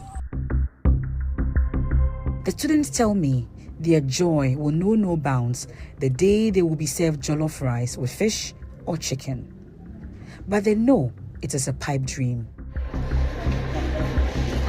Under the policy, residential students are supposed to benefit from 3 square meals, while non-residential ones get 1 hot meal. In some schools, the investigative team observed that between 8 to 15 students were assigned to a table to share a meal. The picture is no different at the Ahantaman Senior High School in the Western region. These first-year students who thronged the dining hall were expecting to be served a breakfast that was balanced in nutrition. But that isn't the case. What they had was porridge without milk and bread. The challenge has been that my daughter is constantly complaining that the food they are fed with is not enough. I've taken the pains to also provide enough food like gari and others that she can eat from her chop box, but together to get support for the school.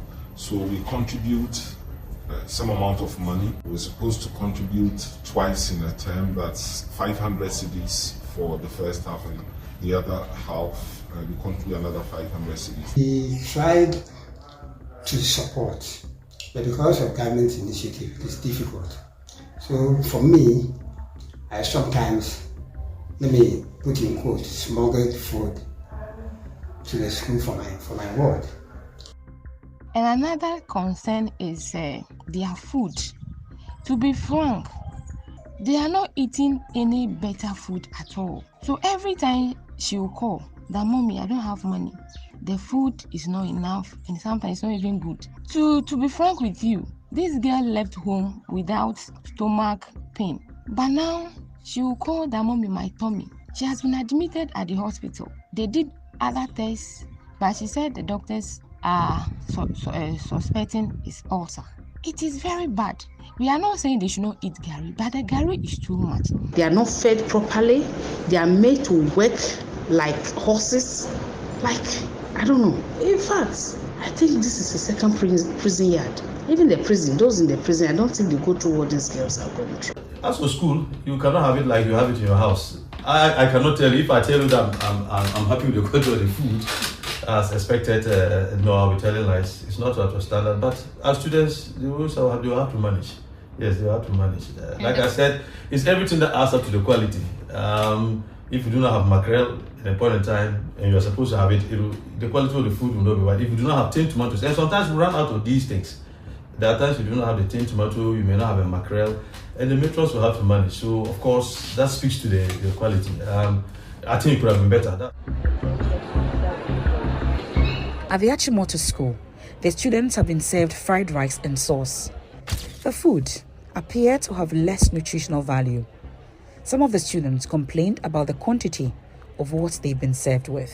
It's all about the quantity, and then the jollof too quantity, very small. And then the amount of sauce they serve per table, they are sitting on the table. So the amount of sauce is, this is the pound of the sauce. And it's very small, very small. So if you distribute to them, some people don't even get it at times. I have named the student Kweku for anonymity. He rates the meals they received a mere 5 out of 10. Kweku recalls the beans and oil served in the dining hall as the most unpalatable meal he's ever had. The memory of its unpleasant odor still vividly lingers in his mind.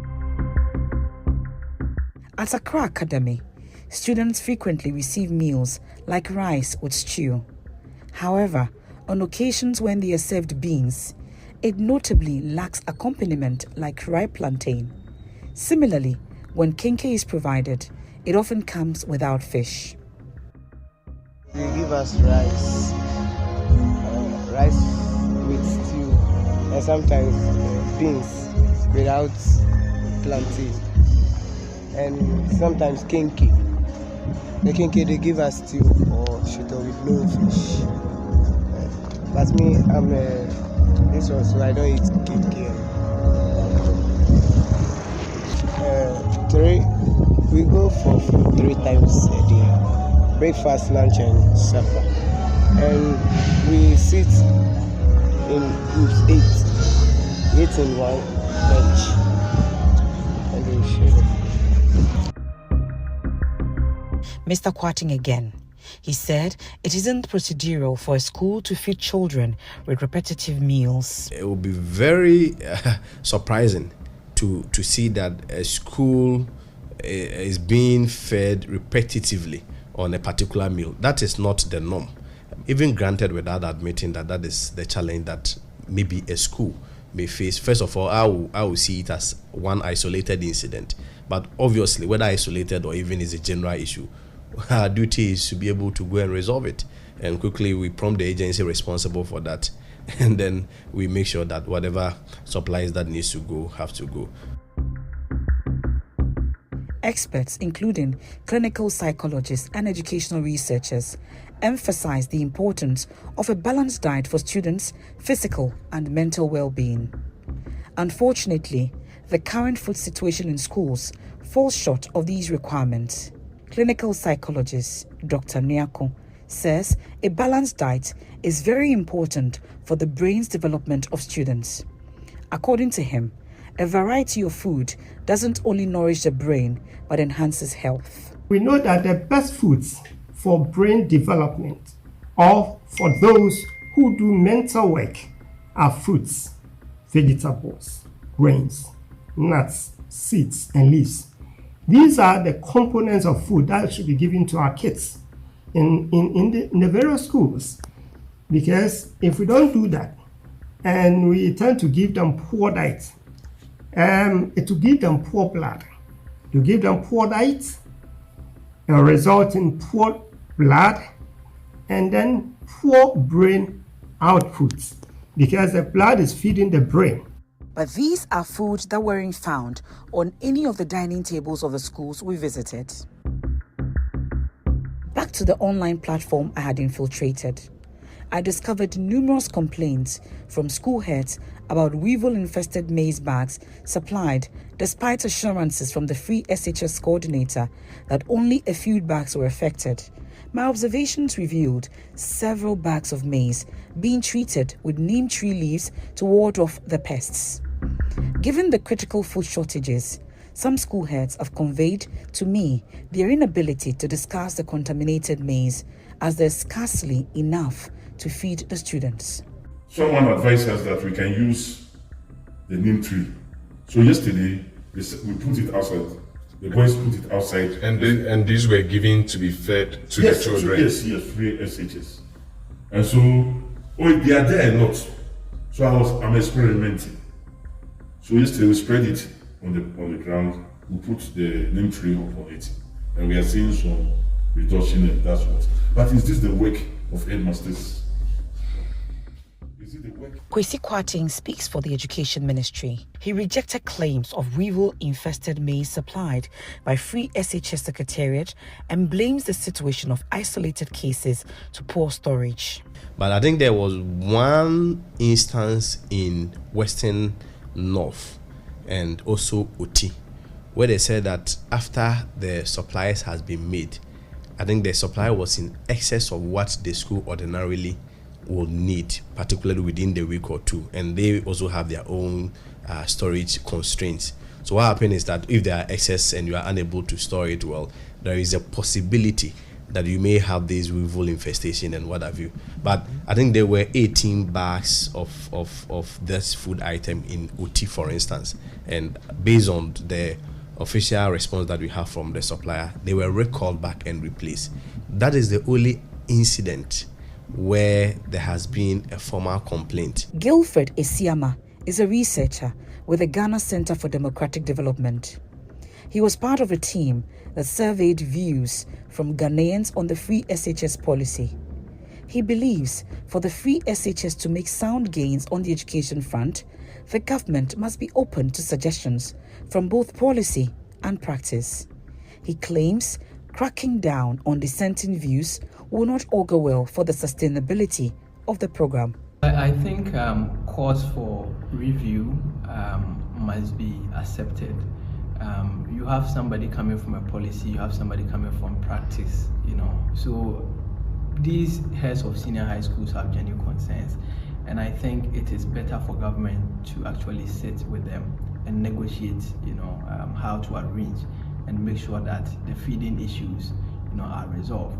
If you remember, issues about feeding, especially coming from these heads of senior high schools, has always become a taboo, where people don't talk about it, because if you talk about it, you can't predict the consequences that you face. The Ministry of Education embarked on a nationwide monitoring exercise of some selected senior high schools after Joy News released a minute trailer of empty plates, the Free SHS promise.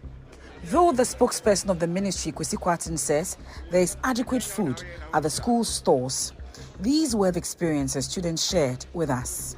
We would need more of the balancing of the food. There may be instances where they are not balanced foods, but then sometimes I think we would need, maybe when we are taking what we will need, egg to each person.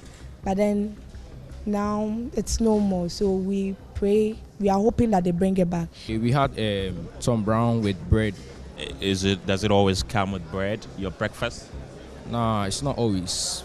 Just sometimes, but not always. Yeah. So how often does it come without bread? Yeah, very often. Yeah.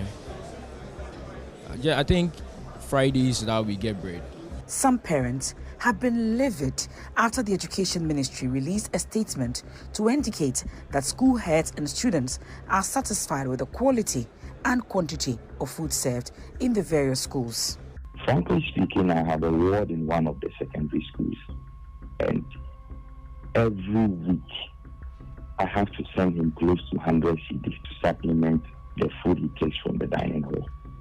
I have two kids, one in Presec, one in Wesley Girls. It's terrible. I literally have to send food to my son literally every weekend to survive. I was with my daughter this weekend. She saw me and just broke into tears. That I don't get food to eat. She had grown lean, and I felt it. I mean, a parent, you're at home, you cook food, you eat, knowing that your child is in school, doesn't get food to eat. The Conference of Heads of Assisted Secondary Schools, CHAS, in the recent past made calls for the disbursement of food under the policy to be reviewed to streamline operations and eliminate challenges in food distribution.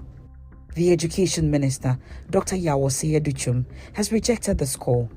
He argues that placing such control in the hands of the school heads does not provide a solution to the problem. But former GIMPA rector, Professor Stephen Ade, believes operating the centralized system breeds corruption and questions whether it should be maintained. The more you centralize things, as we do in Ghana by the politicians, the more corruption and inefficiencies you introduce.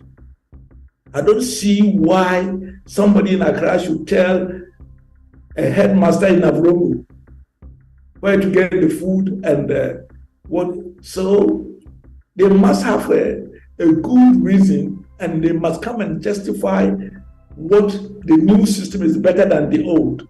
Gilbert puts it succinctly. The free SHS policy has made giant strides in need for a well-balanced diet for thousands of students remains unresolved. These food supply irregularities in schools represent just one facet of the broader range of implementation hurdles faced by the free SHS policy.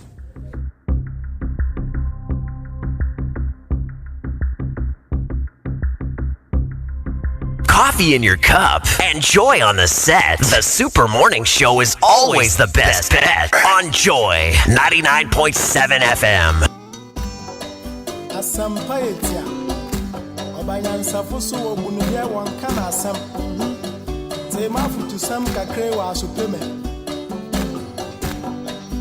Yo, coffee, oh man, ya woman, oh man, ya mana. Denny baby, ako, watch out, ya wareni. One some, one in pa, as I did pa of you, Yamo Yambera, Abe, ya, oh my, ya woman, oh my, ya mana. Adiwaya no ra, Yamicha, Yamana Renya, one so.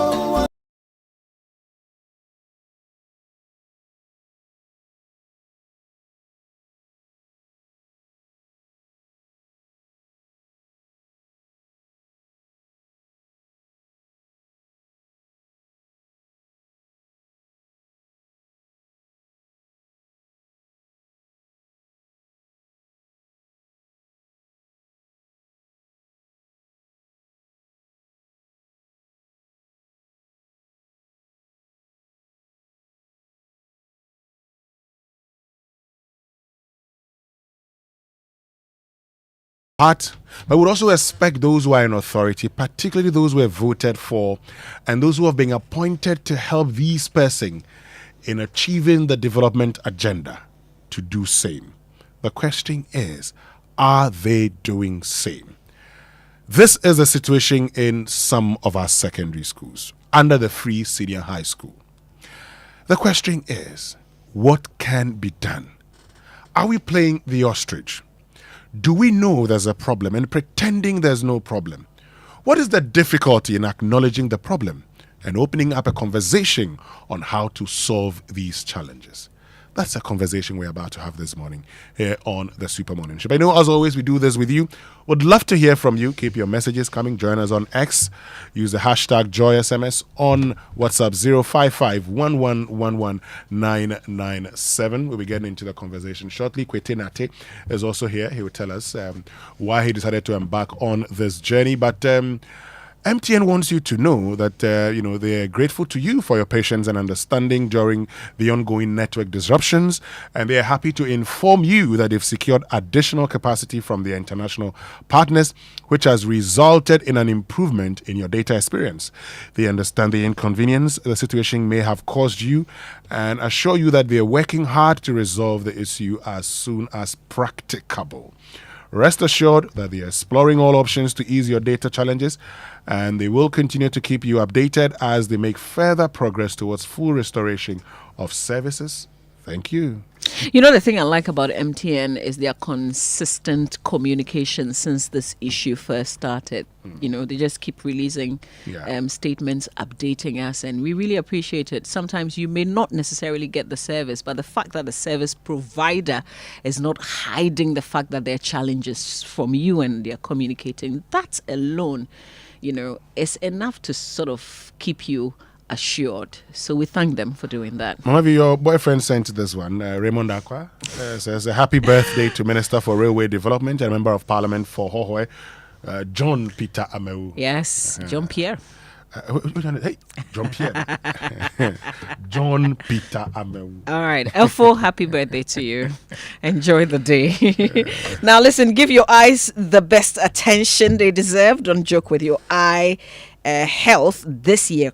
With 33 plus years of experience, Robert and Sons Limited Optical Services continues to offer comprehensive eye care services to help address many eye problems or conditions affecting our daily lives and activities.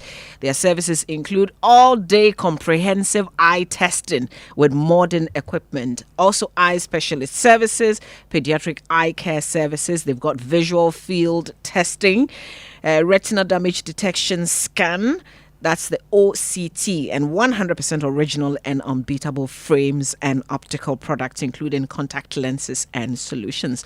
So visit Robert & Sons Optical in Adabraka, also Osu Dankwa Circle, Tema Community 6, Wager, East Legon, Adenta, Kumasi, Ahojo, Koforidia, and their new and ultra-modern Abreport Junction branch in Kumasi. For more information, please call Robert & Sons on 0302 222 601 or 050 151 9111, or visit their Facebook, Instagram, and X pages at Robert Sons Limited.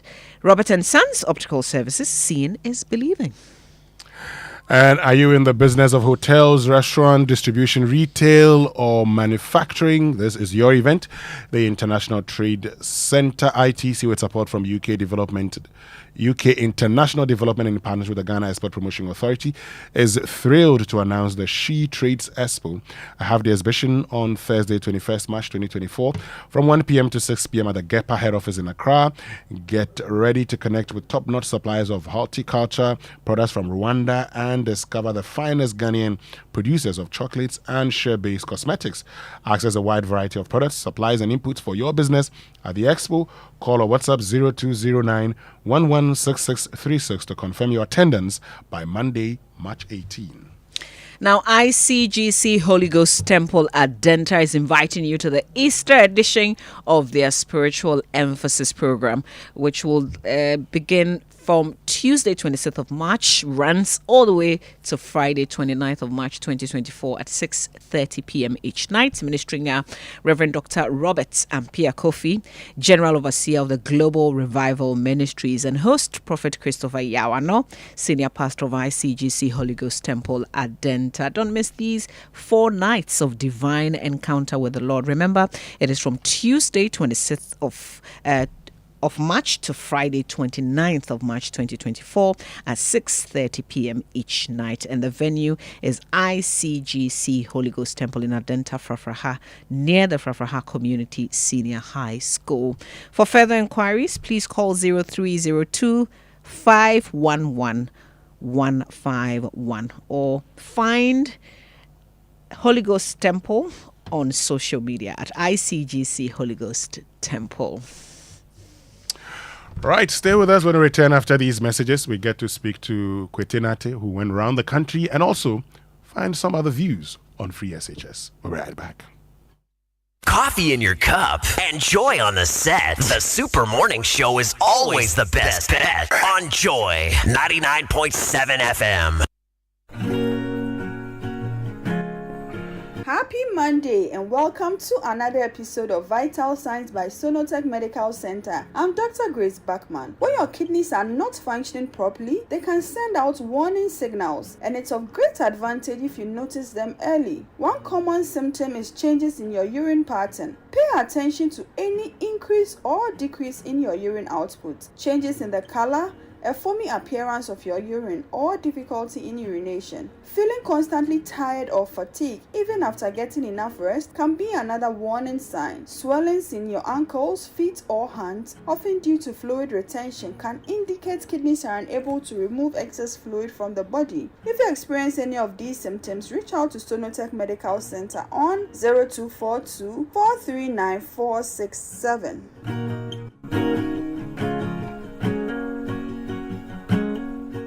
Charlie, we be Ghana. That be why DSTV, they give you more for less. From the 1st to the 31st of March, grab a DSTV decoder plus a dish and 1 month compact subscription at a cool 299 Ghana cedis. Watch Kudus and all our Ghana stars for Europe's top leagues. Plus, movies for Kwaba Magic and the kids channels. Rush now for your DSTV full kit with 1 month compact subscription at any sales point for 299 Ghana cedis this March. DSTV, it's your moment.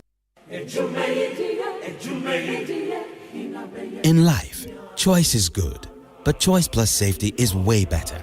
Your safety and comfort is paramount. Under the cylinder recirculation model, you can buy LPG in a safe environment. All cylinders are inspected and maintained to the best safety standards, so your safety is assured. Just take your empty cylinder to the nearest exchange point and swap it for a filled cylinder. Different cylinder sizes will be available to meet your pocket size. Imagine cooking in a smoke-free environment. This will improve the health and well-being of you and your family. Choose LPG in a safer model of distribution. Cylinder recirculation model. Securing your safety. Creating more jobs. A message from the National Petroleum Authority under the patronage of the Ministry of Energy. Bet Power is forecasting showers of free bets every day with Aviator Rain. Look out for free bets falling at regular intervals between 10 o'clock a.m. and 2 o'clock p.m. And again between 5 o'clock p.m. and 9 o'clock p.m. with up to 250,000 in free bets given away every day across Africa. Could you rain dance your way to a 3 million win at the home of Africa's biggest ever Aviator winner? Find out at betpower.com.gh. That's betpawa.com.gh. This advertisement has been vetted and approved by the Gaming Commission of Ghana. Bet responsibly. 18 years and above only. Gaming can be addictive. Terms and conditions apply. GoTV is stepping up your entertainment from the 15th of January at no extra cost to you. If you are on GoTV Value, upgrade to GoTV Plus to watch GoTV Max. Already on GoTV Plus? Upgrade to GoTV Max to enjoy GoTV Super. And if you are on GoTV Max, upgrade to GoTV Super to enjoy the best of the best on GoTV Super Plus. Don't wait. Step up your entertainment today. It's on us. GoTV. Love it. T's and C's apply. Super Morning Show. That's you on the Super Morning Show on Joy 99.7 FM. You've listened to the documentary. The fact that today parents have had to spend more in feeding their children in our senior high schools. Well, we promised that we're going to give them free education. But they say, based on how much they spend, it actually cost more if they were paying fees. Franklin Kujo is founding president, Imani Center for Policy and Education, and he's joined us. They've been doing a lot of work. They've been having lots of conversations about free SHS. Franklin Kujo, good morning. Thank you very much for joining us. Indinami. Oh, morning. Franklin. Alenweda. Oh, Mauta. Milenweda. That's how much I can speak. I know you're Guan, so I can understand.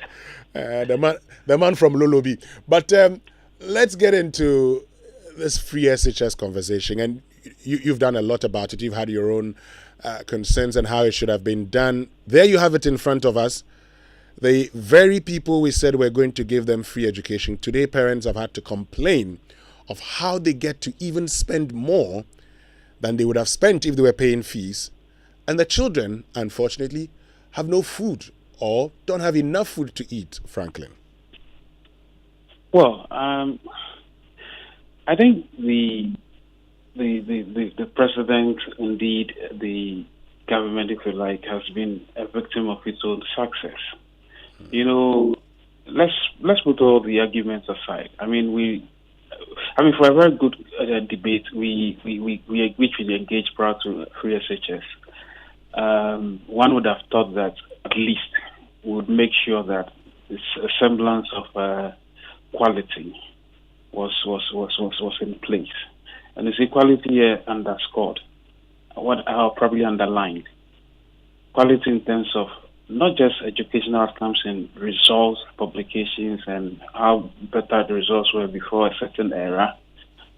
Essentially, the addition to the country's economic growth in 5-10 years after free SHS had, we've seen the full length of it. But of course, the second one obviously has to do with the feeding, which is the subject of which we are having this discussion.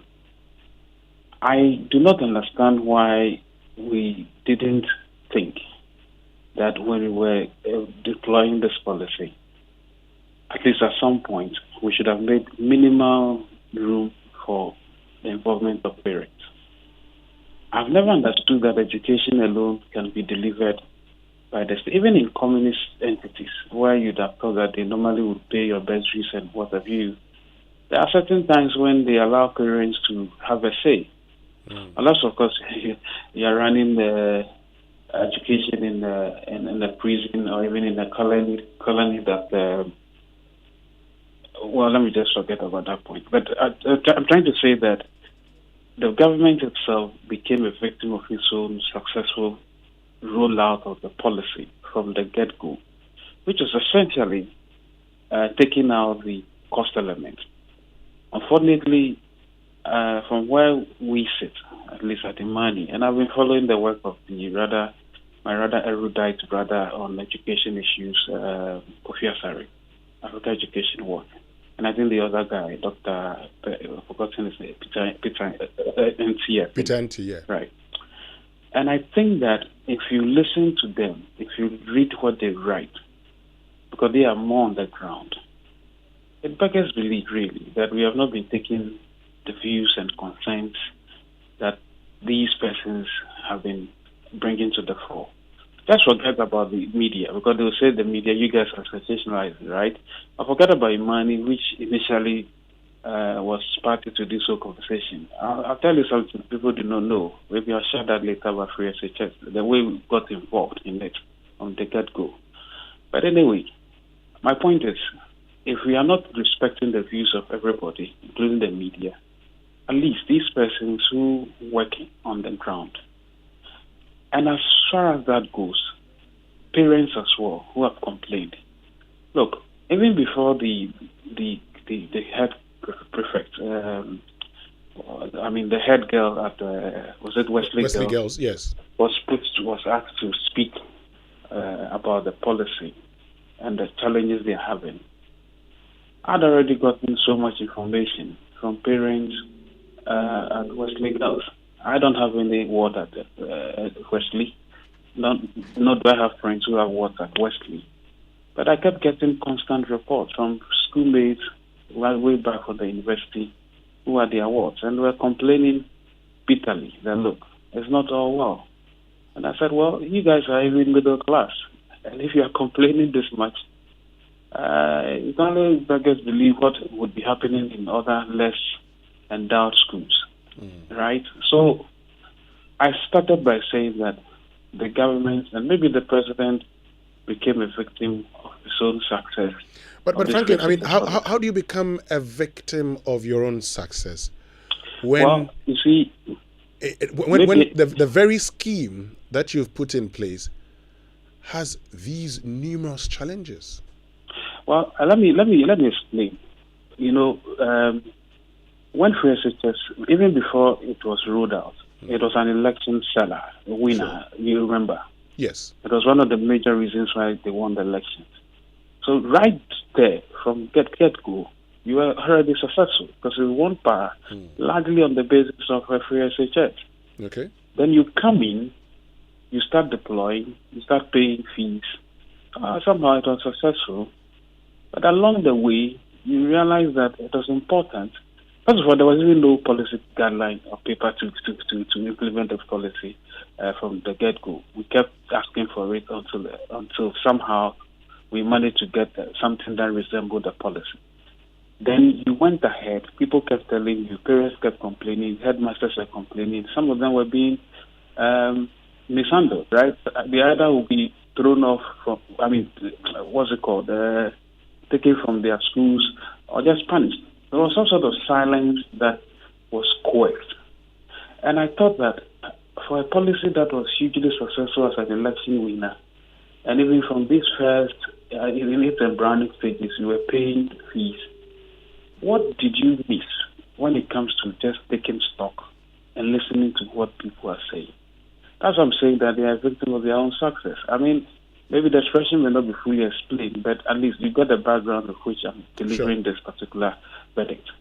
Having said so, I think it is unconscionable for headmasters to remain mute, for these kinds of things to continue.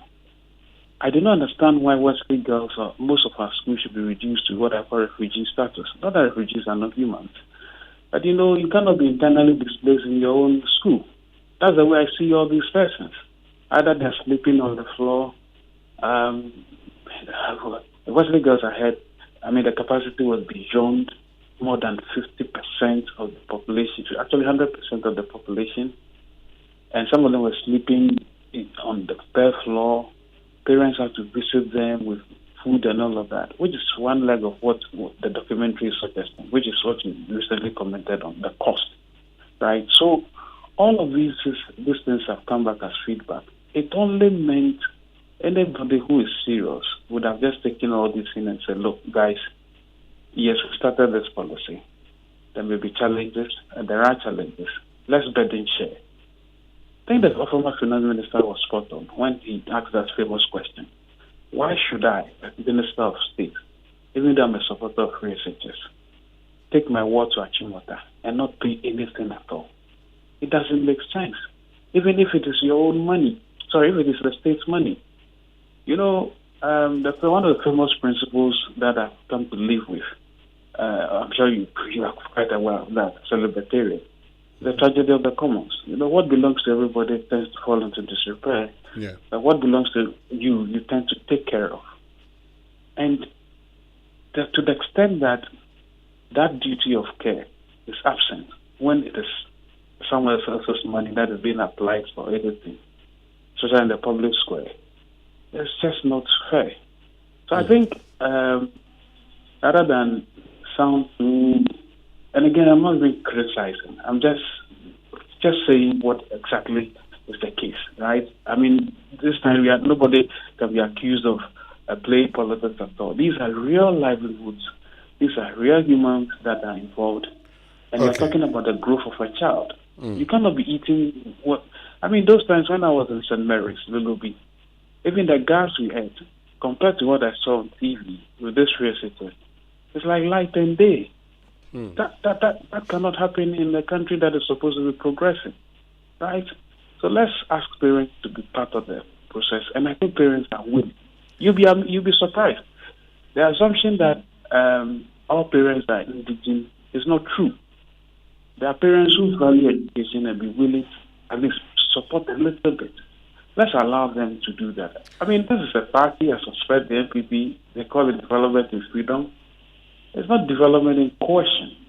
But talking about development in coercion, Franklin, you've advised that the headmasters cannot be silent under the circumstance. Unfortunately, they fear victimization. So what do they do? Yeah, but that's the point I'm making. So you cannot coerce, you cannot prevent people. And I feel the headmasters, but maybe a few brave ones should break loose. I don't know, but certainly if I were a headmaster, I don't think I'll be cajoled into silence. I may probably face the wrath. But I think for goodness sake, they should also speak up. And if they speak together, I don't think you can en masse dismiss them. And I'm worried. So my good friend, the education minister, he's a very excellent brain. I think he honed his skills in the state. I do not believe for once that any part of the state, even in decrepit black communities where you'd have thought the state was not interested in their development, would we allow these kinds of things happen in the states where he honed his skills? So he should also speak up. And I'm saying he should speak up because we cannot just be talking about the good side of passing examination. And examination, schools is not just about passing marks. Not really. Education must actually pass through you. And feeding probably is one of them. In any case, I may make another point. And I think I've made it long ago. Maybe we should start looking at this whole boarding concept again, really.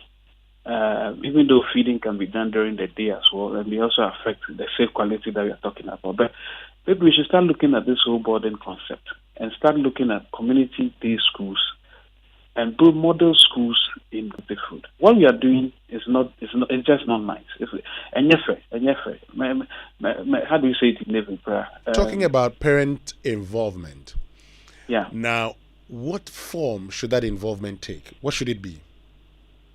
Well, I suspect that if it costs, let's say 1,000 Ghana cedis a term to feed a ward in school, we can come to some permutation and say, okay, for those parents who can actually afford, we should probably make it maybe 64 or 70%.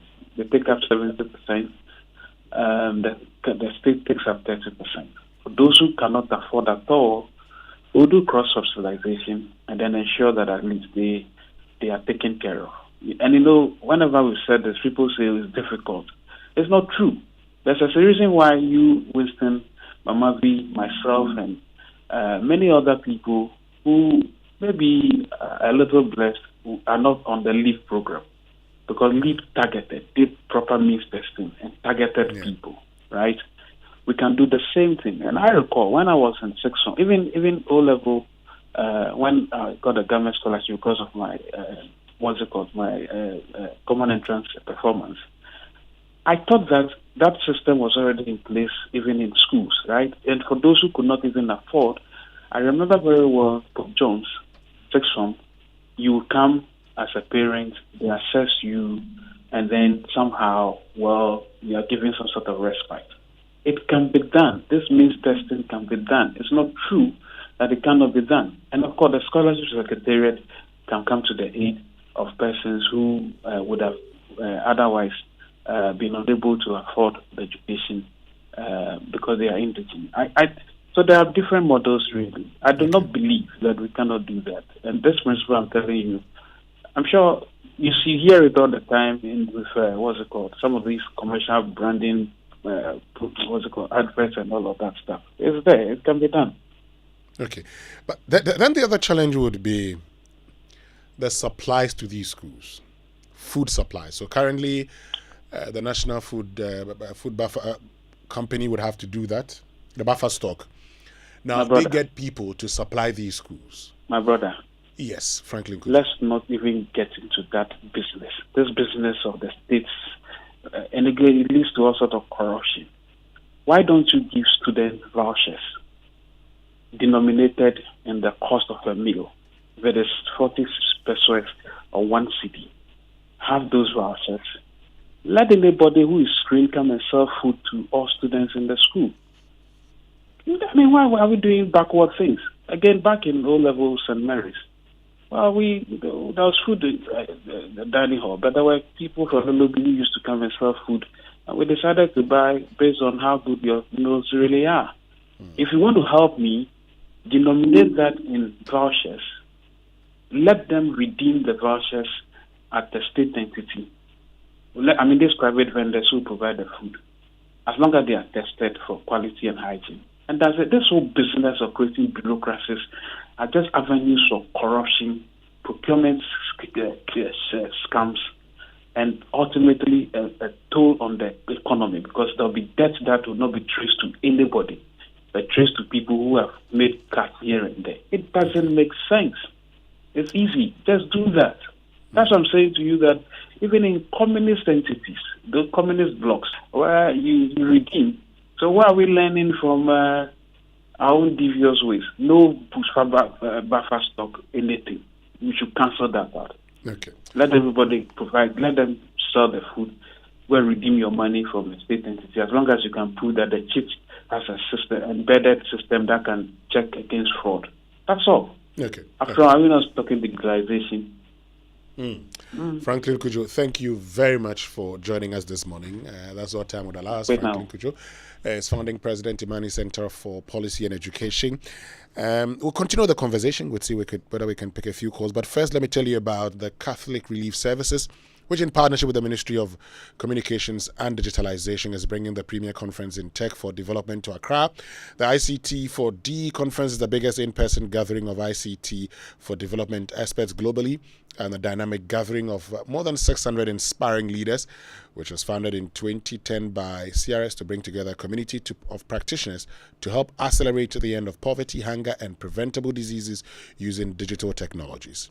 This event will be at the Alisa Hotel starting tomorrow to Wednesday, so that's from Tuesday to Wednesday the 20th, with workshops on the 18th and 21st, that's today, and Thursday. Registration still ongoing via the conference website, ict4dconference.org. The Vice President of the Republic, Dr. Mahmoud Bawumia, will deliver the keynote address. Senior executives from the Bill and Melinda Gates Foundation, Microsoft, CRS, amongst others, will be speaking at the conference.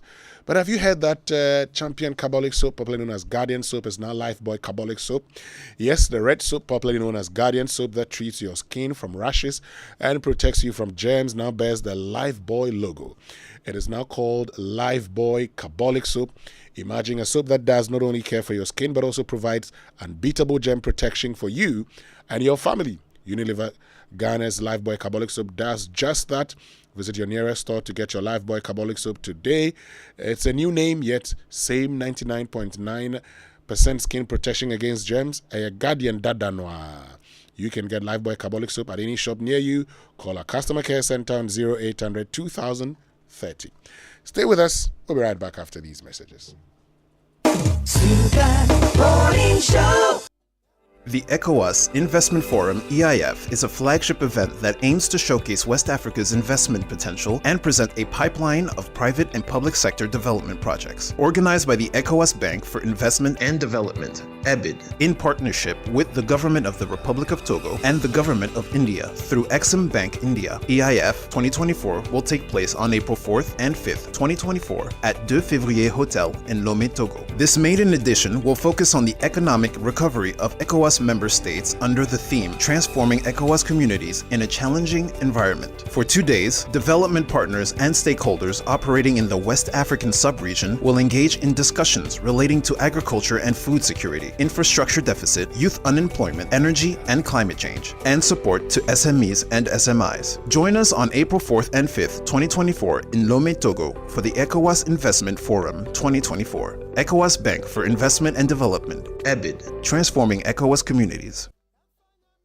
This boy, he will kill his own father and marry his own mother. Prepare to be captivated by magic as the biggest play in the history of African theatre makes another stop this March. The gods are not to blame. Mark your calendars for Thursday, 21st March, 7 p.m., Friday, 22nd March, 7 p.m., and Saturday, 23rd March at 4 p.m. and 8 p.m. at the National Theatre. Tickets are selling now at only 150 cities at imagebureaugh.com or dial star 714 star 11 star 21 hash. Don't miss this rejuvenated rerun of the epic tale of Odewale. The Gods Are Not to Blame, supported by Joy FM. Produced by Image Bureau in partnership with April Communications and the National Theatre, and proudly brought to you by the Ghana Tourism Authority and the Beyond the Return Secretariat. Because all lizards lie prostrate. How can one tell which lizard suffers from bellyache?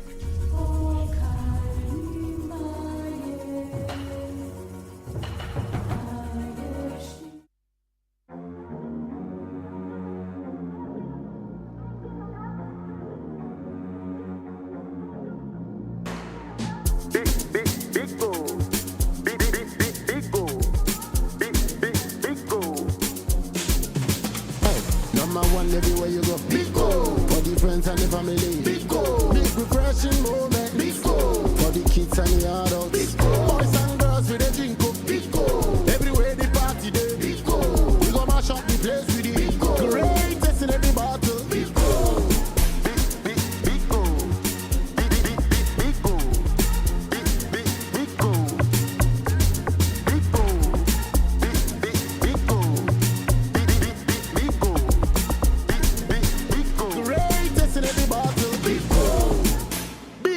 Big refreshing moment. Big old drink.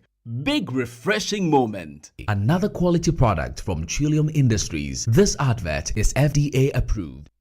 It's time to get you stepping. And with DSTV, the only way is up. Because if you upgrade your DSTV package now, you'll get an even higher package on us. So upgrade now and get boosted to enjoy even more live sport, movie action, local drama, and big time fun for the kids. Upgrade now and get boosted to the next package. Visit your multi-choice office or agent and upgrade today.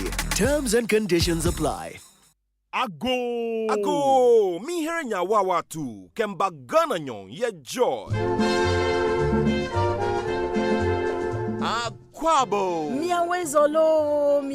Mama wana akwabo. Akwabo. Barka da zuwan watan kasan Ghana a nan gidan Radio Joy. Obenim busumi eye Ghana busumi. Miawezo va Ghana month jila Joy 99.7 FM. Akwaba eba Ghana month on Joy. Mimabe akwaba wo Ghana siani lile yazo wo Joy. We invite all of you to join us this March as we celebrate Ghana here on Joy 99.7 FM. During this Ghana month, you will be treated to our history, tourism, arts and culture, our music, our food, language, beliefs, and all that makes us unique as a people. Right here on Joy 99.7 FM. You'll also get to tell us stories about your region, town, or village and why we should make it a destination. Celebrating our uniqueness as a people. Ghana Month on Joy FM. Ghana Month on Joy. Ghana Month on Joy. Ghana Month on Joy. Ghana Month on Joy is brought to you by Dodi World. Dream, discover, explore, and Woodine. Step into elegance this March with Woodine by immersing yourself in the stunning mosaic collection, a true tribute to Ghana's vibrant culture. Vibe Ghana, vibe Woodine. Ghana Month on Joy, joyously Ghanaian. Ghana, we now have freedom. Super Morning Show. Right, so welcome back and thank you very much for staying with us here on the Super Morning Show on Joy 99.7 FM. And tomorrow, we'll be bringing you the Graphic Business Stanbic Bank breakfast meeting for the first quarter. And so we're joined by Bonhini Asamoah, who is Editor Graphic Business, and Kojo Labi, who is Manager Communications Stanbic Bank. Kojo Asamoah, good morning. Good morning. Hope you're all doing well. Yes. It's Ghana month, so we can start with... Asamoah, who are you? Kojo Labi, but can't say we come kasam. Oh, fine, yoga. Oh, yoga. Oh, me who yoga. But nakano. Nakano, I call it. Oh, good. Fine. Okay, so let's get into discussions about the quarter one breakfast meeting, and I've stated that's tomorrow at 7 a.m. But what's the theme? Was it about? The theme is about tourism. The golden egg, a shared responsibility. And you may ask why tourism. Exactly, why tourism? We've been talking about lots of businesses. We've talked about the economy, how to get it on track. But now, tourism. Why? Because, I mean, if you look at the three major currency earners for this country, that's gold, cocoa, and tourism, right? Tourism has a more impact at the micro level. So let me give you an example. If the tourists touch down, they rent hotels, they go to art center to buy these artifacts.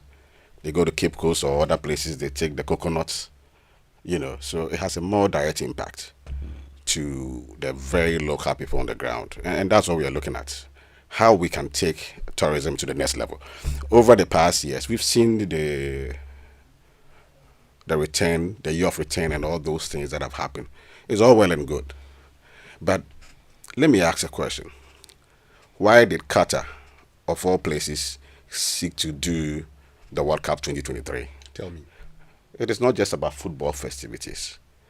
It's about trying to reposition that country as a tourism hub within that particular enclave. And so they spend money to do that. It is taking that narrative and taking Qatar, the size or the population of Accra, and the leadership thinking through that, look, if our natural resources of oil goes off, what will be the next big thing for us? It's repositioning Qatar into the limelight. Today, those who held the idea of Qatar 10 years ago may not see Qatar in the same limelight because they are now a big player. I mean, not just in tourism, but even within the Israel and Hamas fight, where's the discussion taking place? Qatar. They have positioned themselves that way. And that is what we are thinking about. It's all well and good to do all this year return and all that. It's very good. I mean, indeed, Ghana has been in that position for especially the African in the diaspora. But we need to sell our narrative beyond the African in the diaspora. Slavery, it's all well and good to sell it. But we need to tell our story, as you mentioned earlier, culturally. What values are we bringing on the table? And those are the things we want to talk about when we talk about tourism this time. Let me get to Kojola Abi and get us take on this also. Why the choice of this theme? Is it tourism, the golden egg, a shared responsibility? Who and whose responsibility? Vincent, thank you very much. When my brother was speaking, he focused on maybe the broader areas. But I guess you can summarize it to say that this is a sector that, without much happening, we are raking in a lot. Over the last 3-4 years, every year, the contribution of tourism to our GDP is over $3 billion. Everybody in the studio would agree that structures exist, but we haven't done everything. There are a few more we got to do because this is a sector that I guess has got the low-hanging fruits that it shouldn't take us too long to pluck. We've tried everything. We keep talking about exports and everything else, and we never get to the level that we want to get to. If this one exists in the system by either accident of history or accident of geography, and you have Eboti Falls, or whatever it is that you want to refer to, there are things that people ought to see or want to see. But what are we doing? Many of our listeners will confess that when you go out of Ghana and you check certain rates in our hospitality industry and you compare it back home, you start to wonder what is going on. Is it possible to do something about these things from policy perspective? Is it possible to have a rethink about some of the things that we can do to rake in even more than what we are raking now? So if you had us choosing this topic, it's about looking for this low-hanging fruit that we believe has a way of making us more money. So for those who are listening to us, what should they expect? What should be the expectation tomorrow? As usual, we are bringing a practitioner. So from Alabadi Beach Hotel, we're looking for somebody to talk about impact of the industry on the society. And then from the regulator's perspective, we are bringing the head of Ghana Tourism Authority, Mr. Kwesi Ajiman. I think from the practitioner side, we are bringing somebody from Alabadi Beach Hotel, David Edwafo. And then we're looking for the side that ties up these two things. So from PwC, we have Abeku Jankwansa, a tax partner, who is also going to look at how do we tighten up those loose ends and ensure that the proper thing can push us to the next level. Mm-hmm. Okay, so how do we get to listen? Because not everybody was going to be there. And so for those who are not able to get there, how do they get to follow the conversations? All right. So I mean, Multimedia is a partner in this project, so we are thankful to Multimedia for providing live coverage of these events for tomorrow. Also on graphic.com.gh, our Facebook Live will be streamed live on our website as well. I'm sure my John Online too will stream it live on your website as well, and Stanbic as well. So these are venues where people, of course, it'll be on television too. So people have the opportunity to have all these venues to listen on radio, online, and television. Great. Anything you want to say finally, Kojolabi? I guess the topic says a shared responsibility. So it's not just about those who come in. I think most times when we talk about tourism, we want to forget about the local element of it. When was the last time you visited Ebri Gardens? December. So you've done well. Yeah. I just drove by it. But I'm trying to say that we should all be part and parcel of the story and the narrative that pushes us to the next level. But if you have not experienced it, how do you tell any outsider what you have? And even as we do what we can, I think the authorities must streamline the sector such that if I enter a public rest place in the hotel, it got to be correct. It got to be decent. I guess that's where we are headed, and we'll get there. Anything you want to say finally, Bohina Samoa? Oh, except to tell the listeners that they should, as we have always done, I mean, this is not just a talk shop. These are things that we hope, as we've always done, it will be input into national policy as we move forward. We've always done that. I mean, this platform was a platform under which the Investor Protection Plan idea came about when we first talked about the DDEP last year. So it's kind of resourceful, and that we hope that, as we always do, this particular debate or this particular program event tomorrow will be input into national policy. Well, so it's tomorrow. Thank you very much, Bohina Samawa is editor, graphic business, and Kojolabi, manager, communications, Stanbic Bank. I'll be there to moderate the discussion. Thank you for joining us. Thank you for having me. Great. This is the Super Morning Show. There's more after these. Super Morning Show.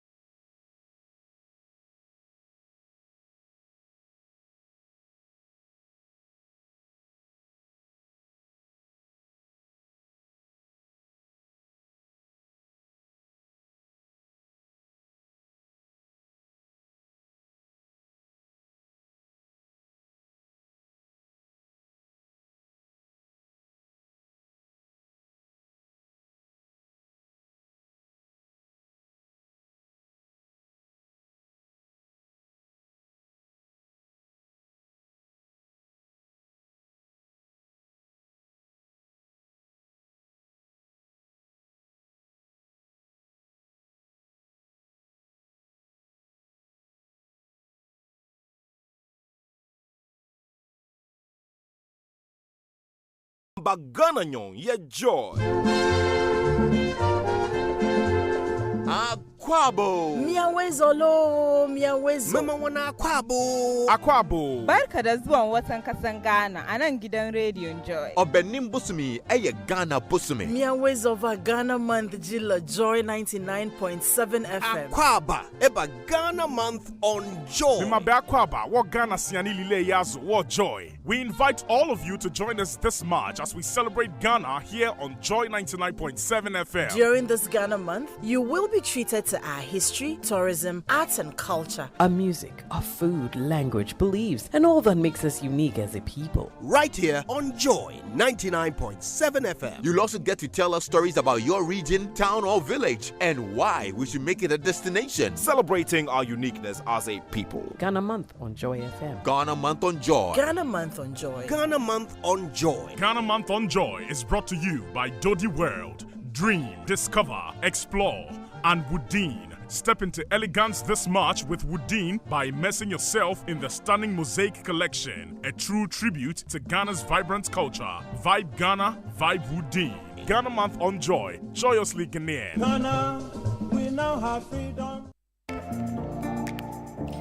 Dive into a new era of news consumption with myjoyonline.com, your go-to destination for cutting-edge journalism, giving you the most credible stories from business to politics and from sports to entertainment. Myjoyonline.com introduces an upgraded news website meticulously designed to empower you with an enriched browsing experience like never before. Experience the future of news browsing with myjoyonline.com. Coffee in your cup and joy on the set. The Super Morning Show is always the best bet on Joy 99.7 FM.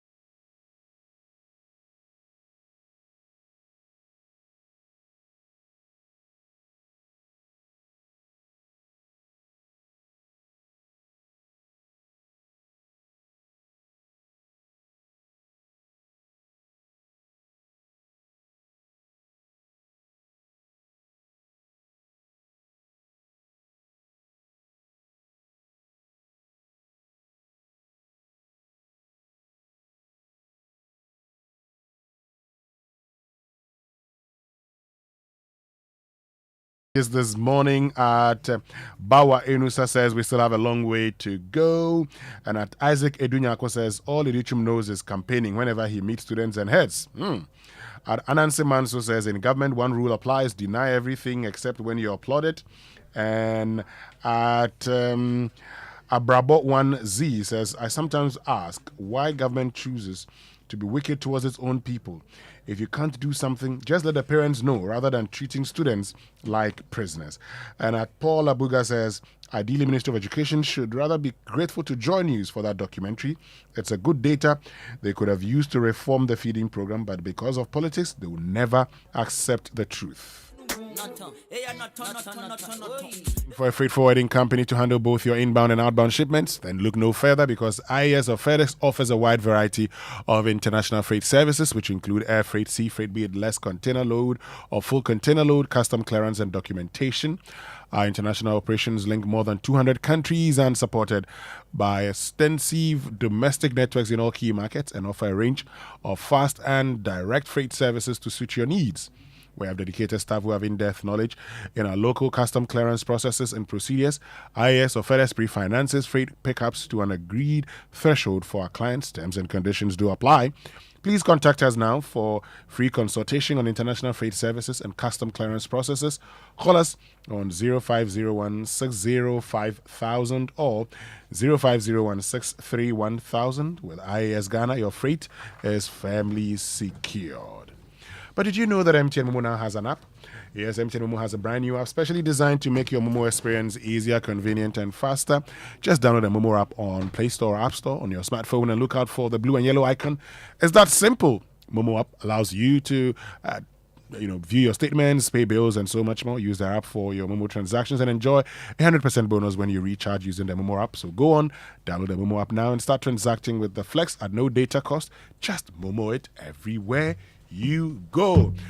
Kingdom Books and Stationery Limited, your number one supplier of quality office essentials and equipment and furniture at affordable prices, wants you to know that they've introduced an online store for your shopping convenience, which means you can now shop by simply logging on to kingdomstoreonline.com without coming to any of their branches. It is hassle-free, and they will arrange delivery to your home and office within a reasonable time, offering free delivery within Accra and Tema, and accept payment via Momo across all network. Terms and conditions have applied. At Kingdom, quality and affordability are their hallmarks. But MTN wants to express their gratitude to you for your patience and understanding during the ongoing network disruptions. And they're happy to inform you that they've secured additional capacity from the international partners, which has resulted in an improvement in your data experience. They understand the inconvenience the situation may have caused you and assure you that you're working hard to resolve the issue as soon as practicable. Rest assured that they're exploring all options to ease your data challenges, and they'll continue to keep you updated as they make further progress towards full restoration of services. And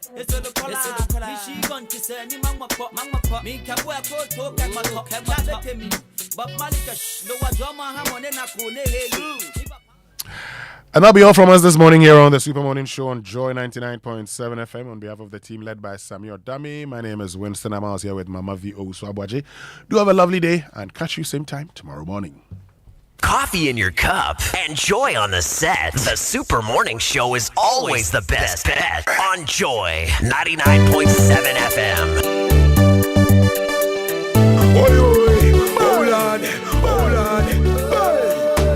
Suje,